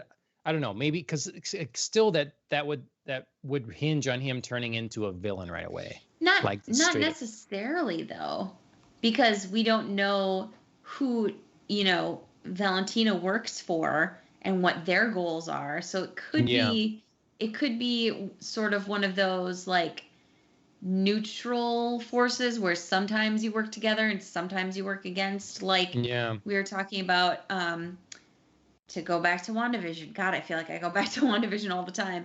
But, once we get the reveal of Agatha's character, she's described as a neutral superhero who sometimes works with the Avengers, sometimes works against, because she's just against like the forces of chaos. And sometimes, that makes her aligned with, what we're traditionally seeing as, our protagonists, our heroes, and sometimes it doesn't. Sure. So it could have been one of those like murky gray areas where like sometimes we have to work together, sometimes we're on opposite sides. Yeah. And maybe that could have been really interesting. One of those off the books things where we can start addressing again, like you talked about before, the ends justifying the means sort of argument, where he's not officially sanctioned anymore. And so he's doing this covert stuff that he feels is right and good, but is totally outside the bounds of the law. Right. And it's kind of like they do in X-Men eventually, in reforming the X-Force. They want people that Jean Grey or others aren't going to know about necessarily. And they go and they do the killing and stuff when stuff Cyclops that wants to wash his hands do. of it. Yeah. Yeah. Exactly. The stuff that our heroes could never do, and we could never, as the audience, like we're introduced to like the purity of their characters, and they only disarm, they don't kill. We can't, like our heroes don't get bloody like that, but somebody has to. Yep. So see, there's a potential in here for a show that is the anti-24. Did you watch the show 24? Very briefly. Okay. So, yeah. Oh, yeah, there you go. Daredevil Punisher. Yes, exactly. It's that kind of dynamic. Perfect. Yeah. Yeah. 24 was an amazing show. Very well done. But it hinged on the audience being okay with the protagonist doing things that are very outside the law because the audience knows they're right. Sure. Jack Bauer. So which is fun, and makes him like a superhero because that's what superheroes do. Mm-hmm. But when you're put in this position where he's not a superhero, it gets people thinking like that. At least I did as a kid watching this. I'm like, if only we had someone like Jack Bauer, that was gonna, but yeah. I'm thinking about the wrong way. Yeah. Like, of course, you would like, if you were in the position where you knew a nuclear bomb was going to go off and you had to do whatever it took to get that bomb to not go off, you probably do that, but you cannot also, if you got caught doing it, you know, you go to prison for the rest of your life in a way. Mhm. Like, I don't know, that discussion, because that is the ends and means discussion in an Yeah. interesting way. And that feels good when you completely agree with what the person is doing. And Mhm. it feels not so good if the person is on polar opposites of you, you know? So you can't. Exactly. Anyways, that you're right. That could have been more broken down here, I guess. That was a tangent. Sorry. So No, I think that that kind of gets to one of my frustrations with this show and its inconsistencies where in our final episode here, in our final moments between Sam and Carly, who is, again, I think our main antagonist. right. Unclear since, like I said before, like we had multiple antagonists that pulled focus. But Sam, talks to her about like the way that she's fighting this conflict, and he's saying like you don't have to do these things. You don't have to, take hostages. You don't have to kill hostages. You don't have to kill. He says that exact sentence to her. And I found that it struck me because in the very first moments of this show, in the first introduction we have to Falcon, he kills a lot of people. Like in that whole helicopter chase that we have in like what looks like almost the Grand Canyon. I know it's another country, but I can't remember where it is. Right. Um, but he's going up against this like special task force in trying to rescue, I think like a general or a lieutenant or something who's been taken by the other side, and he kills a whole bunch of people. No, they float down safely. he definitely he definitely doesn't like ram one back first into like a cliff wall or anything. Yeah. I'm sure he just like walked right out of that. Tunisia, okay. Captain Vasant, thank you. So yeah, so I found that like really like it exacerbated my cognitive dissonance right there, where like he's trying to argue, Carly, you don't have to be this way. The ends don't justify the means. You don't have to kill. And then like I was thinking back to the first episode, and I was like, Sam, you definitely killed a whole bunch of people. So that like could have been explored, I think, through the character of John Walker, because he's like this shadow Captain America, this shadow self, and a foil for Sam, the way that I don't think Carly ever was. Like I Right. never really equated them together, and I never really understood why Sam kept wanting to talk to her, why he kept being like, I understand you, like we come from the same place. Like they really just didn't feel almost in the same universe together. So I had a really Right. hard time, like, kind of pitting them against one another, where, like you said, I think, going through the evolution of John Walker as like normal citizen, or I guess not totally normal, but you know what I mean? Like average Yeah. Joe in the army, to Captain America, to the US agent, that evolution alongside Sam would have made for really compelling television.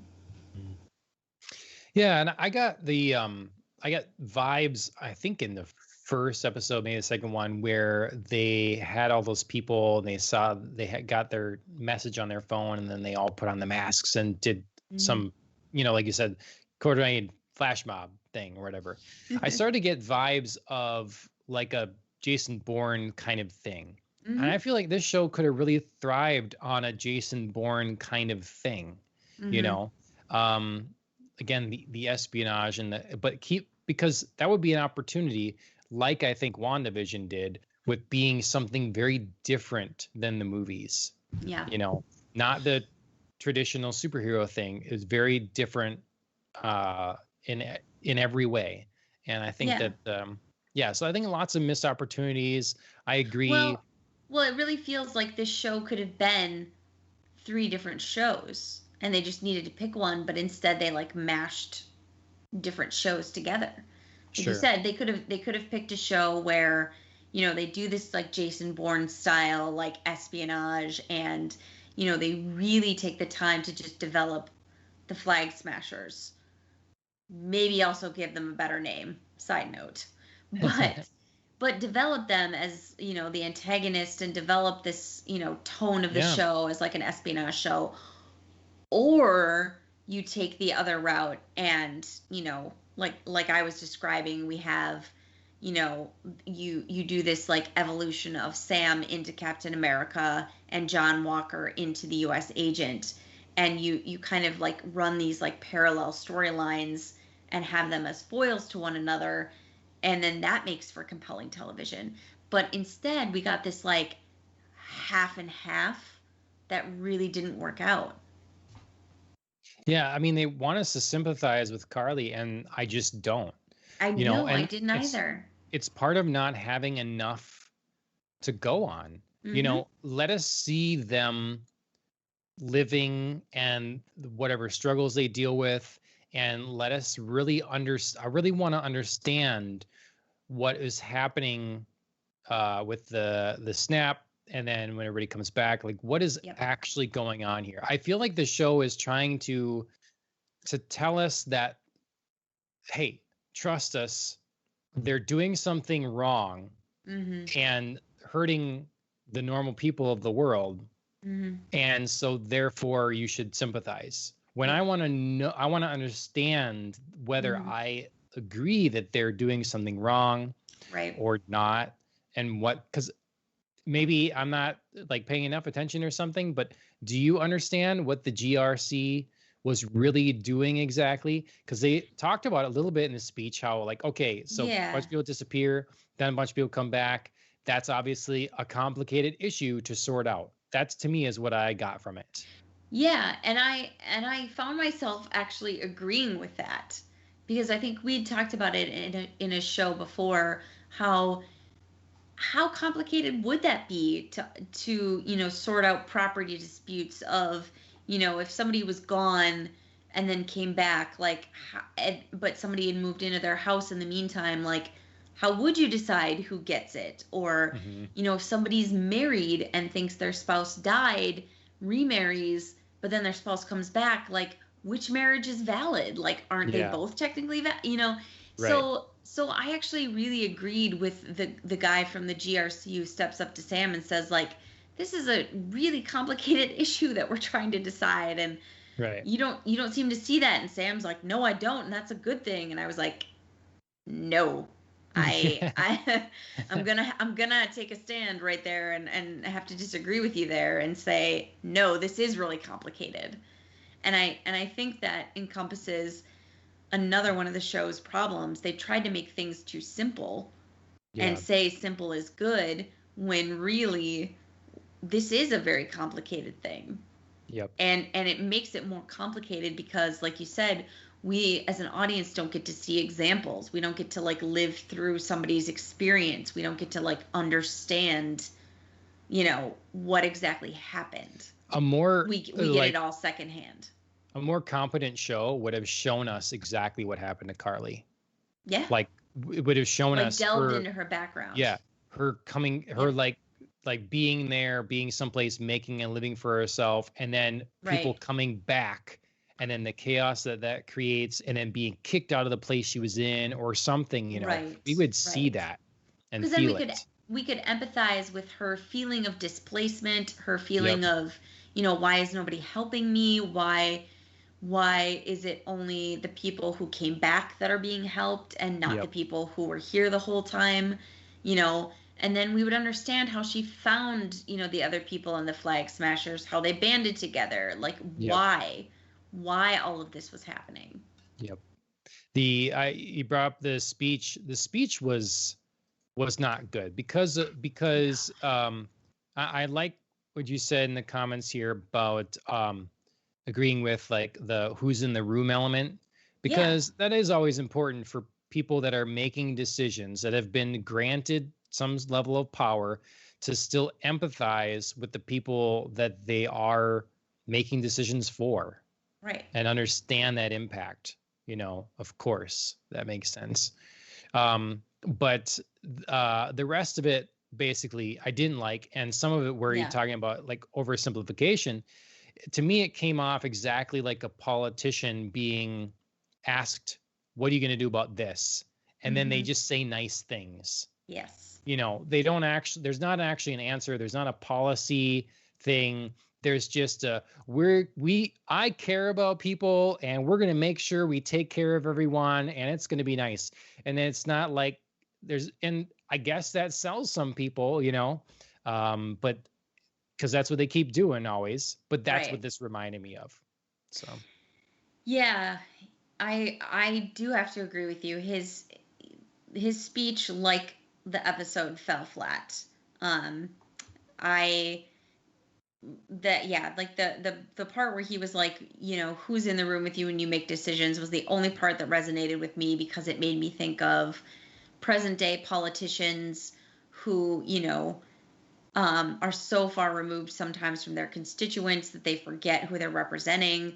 You know, if you don't go back and like hold town halls and like, you know, speak to the people in your district or your state or, you know, region, whatever, yeah, you're gonna forget, you know, who you're representing sometimes, and like just kind of like you fall in the trap of being in the room with other politicians and you make decisions that way. But like you said, the rest of it was very like, we need to, you know, do better and we need to be better and we need to, you know, it was just like nice empty platitudes. Sam didn't have like a bullet point action plan of like, this is what we need to do. It was just like, I'm Captain America and I have a belief that we can be better, so you should too. I think the show I think the show had three, in my opinion, powerful moments, and they were all like. So one was Walker choosing to help the people in the van. Like, to me, that was a pivotal point for that character, and I feel good about this. Good job, you know, like.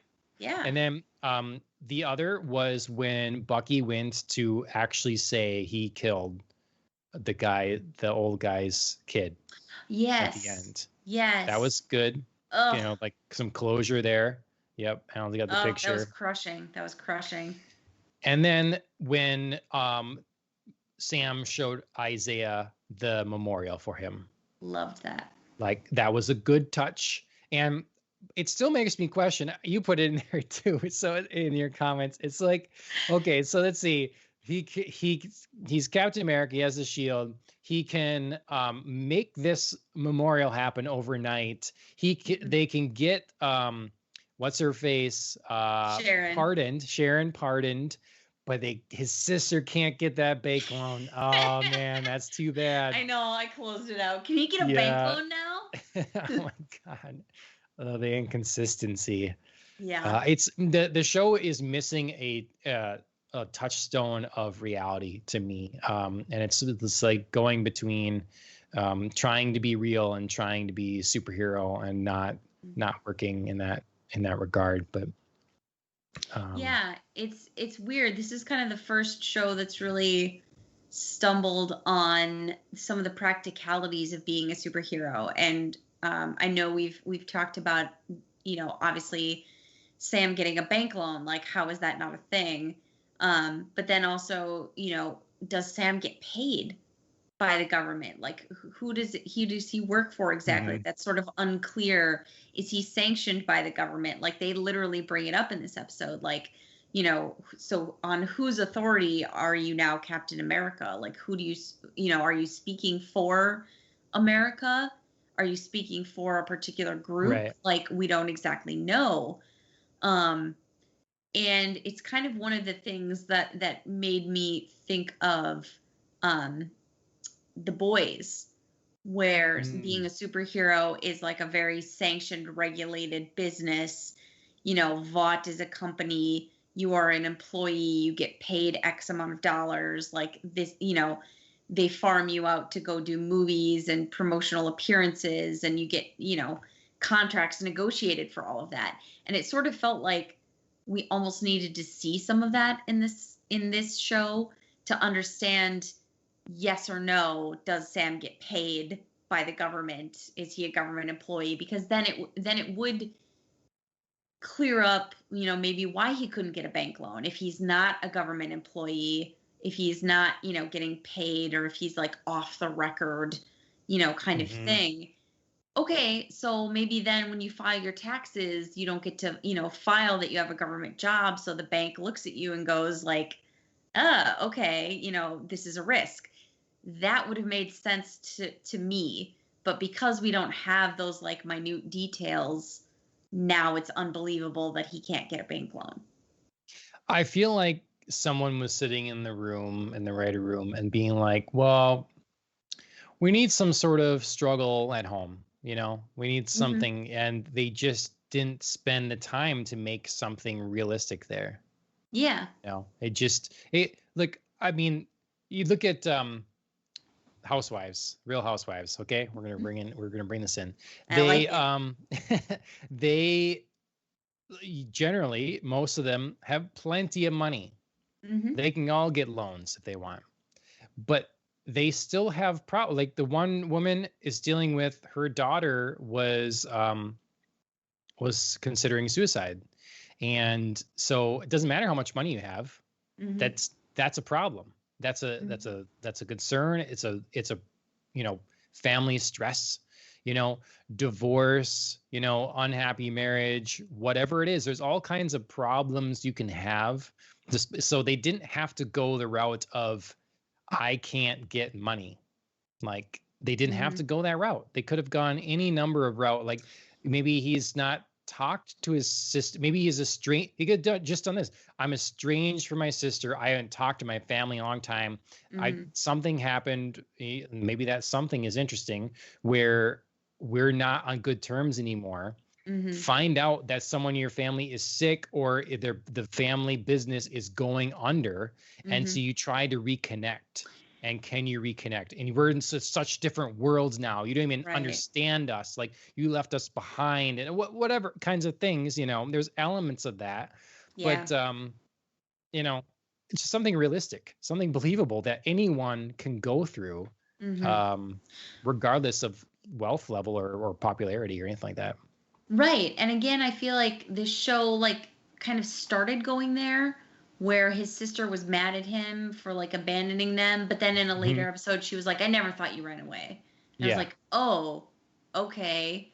Well, I guess that's that family problem solved. Like, I thought that was an interesting point where, she was bringing up, you weren't here. And it's just me trying to make this family business work. So that, like you said, could have been an interesting angle. Or, if we needed to stick to the business angle, like you said, the business is failing, or this isn't, a lucrative business anymore. Like we were in fishing, but fishing is dying out. So, we have to sell the boat and find a new business because this isn't sustainable. Any one of those problems would have been more realistic than, we're just failing, but we can't get a bank loan, even though like you're a huge celebrity and everybody knows your name. Right. So you come in and you want to co-sign, and the relationship isn't perfect, and she wants to make it on her own, so she doesn't want to do that. Right. And then she has trouble with the bank loan, and that's the fight. But just common sense stuff. So I don't want to I feel bad harping on that one moment, but it just was so ridiculous. And it kind of set up a side story that carried through the season. Yeah. The fishing, the family business was a side story that they continued to deal with. So, well, yeah, because they go back. That's like their regroup point, when Sam and Bucky are at their lowest, and they're, I don't really know what we're going to do from here. How do we go forward? Maybe, like John Walker's just killed somebody and we're feeling very disillusioned about that. Maybe now is the moment that Sam takes up the shield, but he's still nervous. Like that's where they go. That's where they run to have their little buddy montage and their, fixing up things montage to, oh, we can do this. And, we can solve the world's problems, even if it's just, one problem at home. So we keep going back to that. So it's, it's not a one and done. It's not like, oh, we can just forget this moment. It just happened once early in the Yep. season and it's weird. Right. No, we're forced to come back to it. Yep. Yep. So I certainly am open to any other parts you want to talk about this episode, but I do want to make sure we get in the question of that we missed last week, which was the idea that power makes you more yourself, right? Yes. So that was which was another like, oh shit moment kind of when Carly's like, I don't want to hurt people that don't matter. Yeah. Talking about ow. But yeah, his Walker's partner, I believe it was, that said yeah, Battlestar. Yeah, we not a problem. I would take the serum, of course, because having more power just makes you more yourself. Yeah, I remember noting that first of all, he was like a little devil on Walker's shoulder there. Just being like, yeah, I'd totally take this, like no problems at all. Couldn't see any issues. I was like, wow, that must be nice to feel that, that simplified worldview. But also quite a different spin than, the traditional idiom of absolute power corrupts absolutely. Mm-hmm. You know what I mean? Like that whole idea that the more power you have, the worse you become, rather than the more yourself you become. Yeah. So I really feel like that even though he said that, the show portrayed the opposite in Carly, especially. Like the more power she got, the more cold she seemed, the more distant from human empathy. She was willing to do things like take these vans of people hostage. She was like, oh yeah, if we need to, we'll just kill them. Like even her own people in the Flag Smashers were like, ah, whoa, like that's a bit far. And she's like, or we could just commit suicide, if we die, like, the movement is stronger than us, like it doesn't matter. And I was like, man, Carly, people really view suicide and homicide differently. Like people, when you toss off things like that, like if you just say like, yeah, we could kill a whole bunch of people tend to view that much more negatively than if you say like, I could die for the cause. That's you making your own choice for you. Trying to be a martyr. Right. In the other instance, that's you making the choice for a lot of other people who don't get a say. Right. So, yeah, I really felt like even though Lamar Hoskins was like, oh yeah, power just makes you more of who you are. The show was like, no, we're going to show the complete opposite. So, what I thought of when that was brought up was, so alcohol, intoxication. So some people say you're more yourself then, or whatever, when you're intoxicated. Oh yeah, true. Yeah. So it depends. Like I consider that part of yourself is the way that your conscious mind manages yourself. It's kind of like, Batman says or whatever. It's not, it's what we do that defines us, and so it's not what your uninhibited self would do, yourself with no inhibitions, what would you do? No limitations. Yeah. That to me, and tell me if I'm wrong, is not yourself, because yourself includes your self-control. Right. It includes like what you choose to say and what you choose to withhold, what you choose to do and what you choose not to do, despite desire, despite cravings, despite whatever. Like what you put forth is what you are, or is at least a very critical part of it. And so I don't know, does that make sense? And does this connect to you to the way that, given power, would Mm-hmm. be would apply as well. Like you're still hindered with the idea that yeah, you can do more, but do you do more? Mm-hmm. Um, Yeah. So I think in order to really test out if power would make you more of who you are, it would have to be everybody is given power. Because the way that our character develops, in my view, is with constraints. Like you said, like your self-control, your decisions, your understanding of your own limitations, these kind of things that despite um, craving or wanting or these urges that we have, we keep those in check because that's part of our understanding of the way that we live in society. So there isn't a way to just say that your unchecked ego is yourself unless everybody was given the opportunity to have an unchecked ego, and that would be the new rules of society.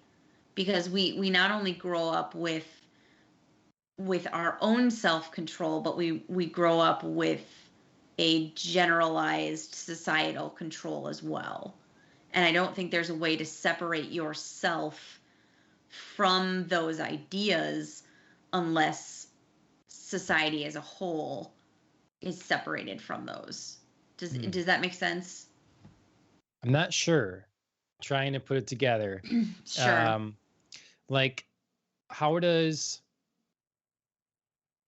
I'm trying to make sense of the society element, like everyone getting to choose. I mean, obviously, Sure, so sure. basically, like everyone, like I'm trying to not.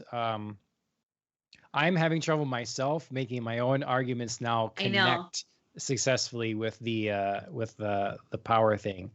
I mean, if we examine, um,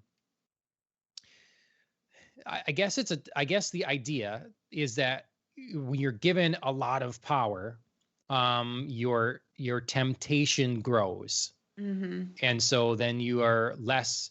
Your limit of resisting temptation is only so much, is finite, you know, quantity, and so as your power grows, you can no longer resist making use of that power. Mhm. Um, does that seem flawed? And in like, I don't know, I feel like I need to think about this more. It's an Mhm. interesting question to me, and I'm not piecing something together coherently. Yeah, it's tough because it's so vague in its premise, like power makes you more of who you are, but it depends a lot on how you think the self is formed, like who Yes. you are. Is who you are, you know, the sum of your lived experiences and the decisions you've made, like, you were talking about, going back to our discussion last week where I brought in Schopenhauer, who believed that you were born with a certain set of, Directives. characteristics. Yeah, Yeah. directives, like your will was predetermined and you couldn't escape it. So, you know, what was the point really in thinking you had choices because you didn't? Because all your choices were going to be predetermined by a set of characteristics that you inherit. So, it's hard to say power just makes you more of who you are without thinking about what makes me who I am, and how do I define who I am, and then, if I were given a certain amount of power, do I believe that I would still be who I am, or do I think who I am is shaped by the limits of what I can do. And if you take away those limits, I'm no longer me. And if I were to get that power, I would just become like totally corrupt because myself is defined by the limits I place on myself, by the morals I have, but also maybe, on how much I buy into society's morals, society's limitations. You know, it's a lot to consider Yep. what makes you who you are. Yeah, I agree. That's what I was going to get to. I think then is that if more power makes you someone else, like you say, if you're defined by sort of your limits, and what you are capable of, and then you come into a lot more power, you now are changing your limits, therefore changing who you are. So it doesn't make you more yourself. It changes you, changes your existence. Yeah, and it doesn't mean that you have to become totally different. It doesn't mean that you can't retain some piece of self, but I would have to say that I wouldn't agree with Battlestar's assessment of, power just makes you more of who you are. I think it changes who you are. That doesn't mean that you become unrecognizable. That doesn't mean you have to become a totally different person, but I don't think you can just stay the same. Yep. I mean, I can look at the small scale. Ashley has a like middle school, high school friend that, to my understanding, was always like just a skinny, scrawny dude, whatever, and then like after high school or something, he just like ate like mad and lifted like mad, and now he's a giant. He is a hulking giant. He's not the same person. His power level has increased, like whatever. He is, yes, he is physically like the soul of the same person or whatever, but he has become a different person than he was. And for the better, for great or whatever. So it's an example of like not where it's just all corrupting or something like that. It's many levels of power and of change. I was intrigued by this because I never heard anyone say that. Yeah, like I noted, usually the assumption is power corrupts. Yeah. And this was like a different, philosophical viewpoint of like power makes you more of who you are. And while I don't necessarily agree, I don't also necessarily agree with the idea that power corrupts. Like I do think, there can be instances where you gain more power and you can use it for good. And that, it may change who you are, but it could change you for the better rather than for the worse. Like it just kind of depends on the person. Well, I mean, I don't know how the quote goes exactly, but the idea is absolute power corrupts absolutely.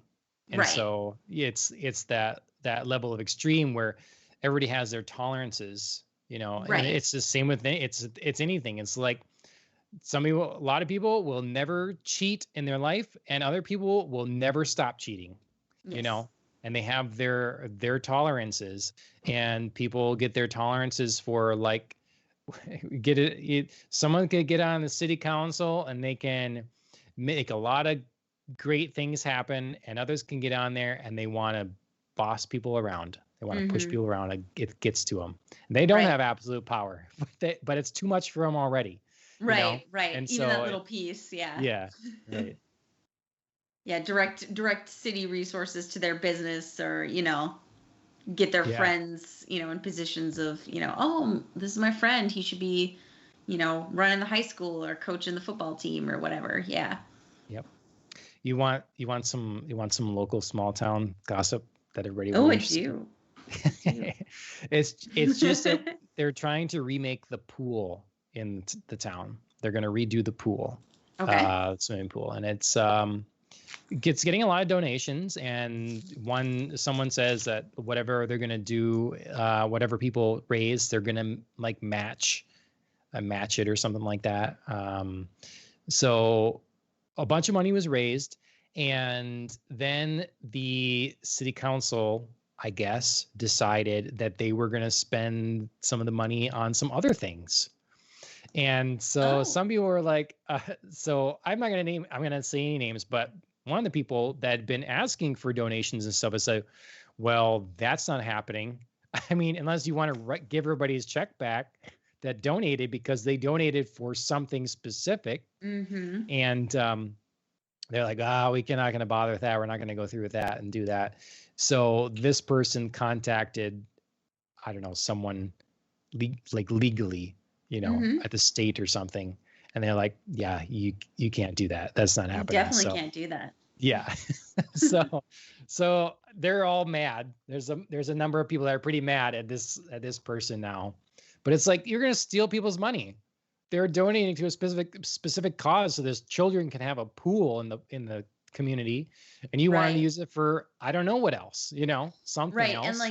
And like while you might think whatever else you're using the money for is benign or good or whatever, that's a value judgment you're making, and the person who's donating their money may not make the same judgment. And they have a right to withhold their dollars, from something that they don't agree with. I mean, I keep wanting to say it's like fraud, but it's not exactly fraud. Right. To make people think they're investing in one thing and then like kind of pull a little bit of a switcheroo there. And again, like, I'm not saying like, I'm not ascribing like sinister motives. Right. I'm sure they thought like, oh, this, we just have more money and we can just do other things with it. And it's good. Those are your words, not mine. Okay. It's all sinister. It's all a plot. Yeah.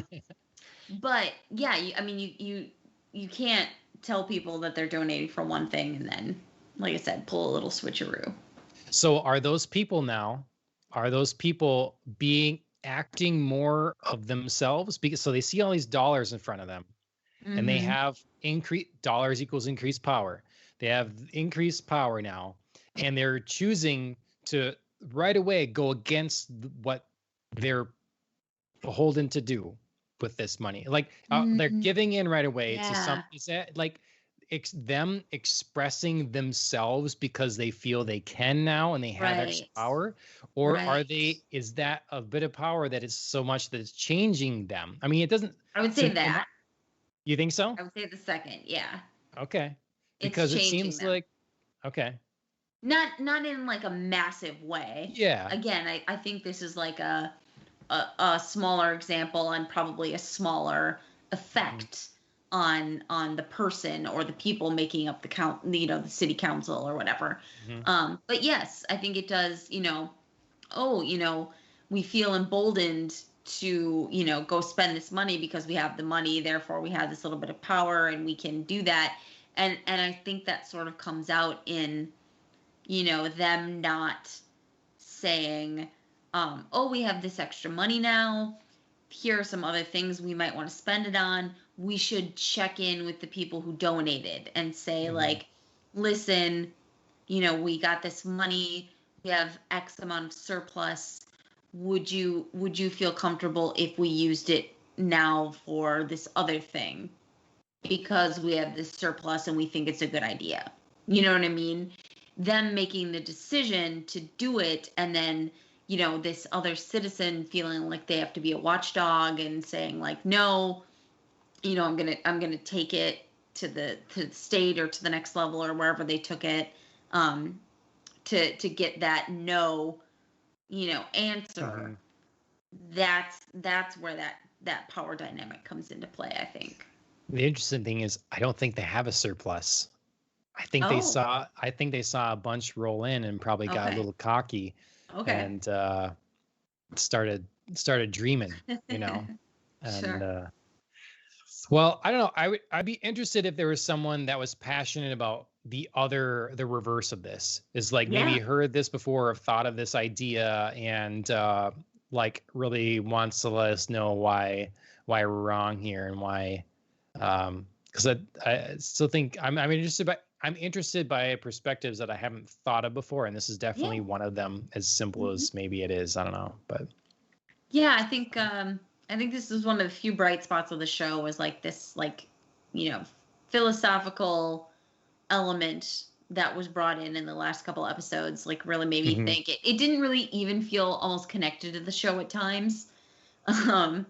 it kind of felt like a little bit of tangents, but it was really interesting to think about and really interesting to discuss. And sometimes it felt like it could be embodied by the characters in the show, and then other times it's more like, oh, it's just like an idea that was floated out there, and we kind of got to put our own examples to it, like you just did.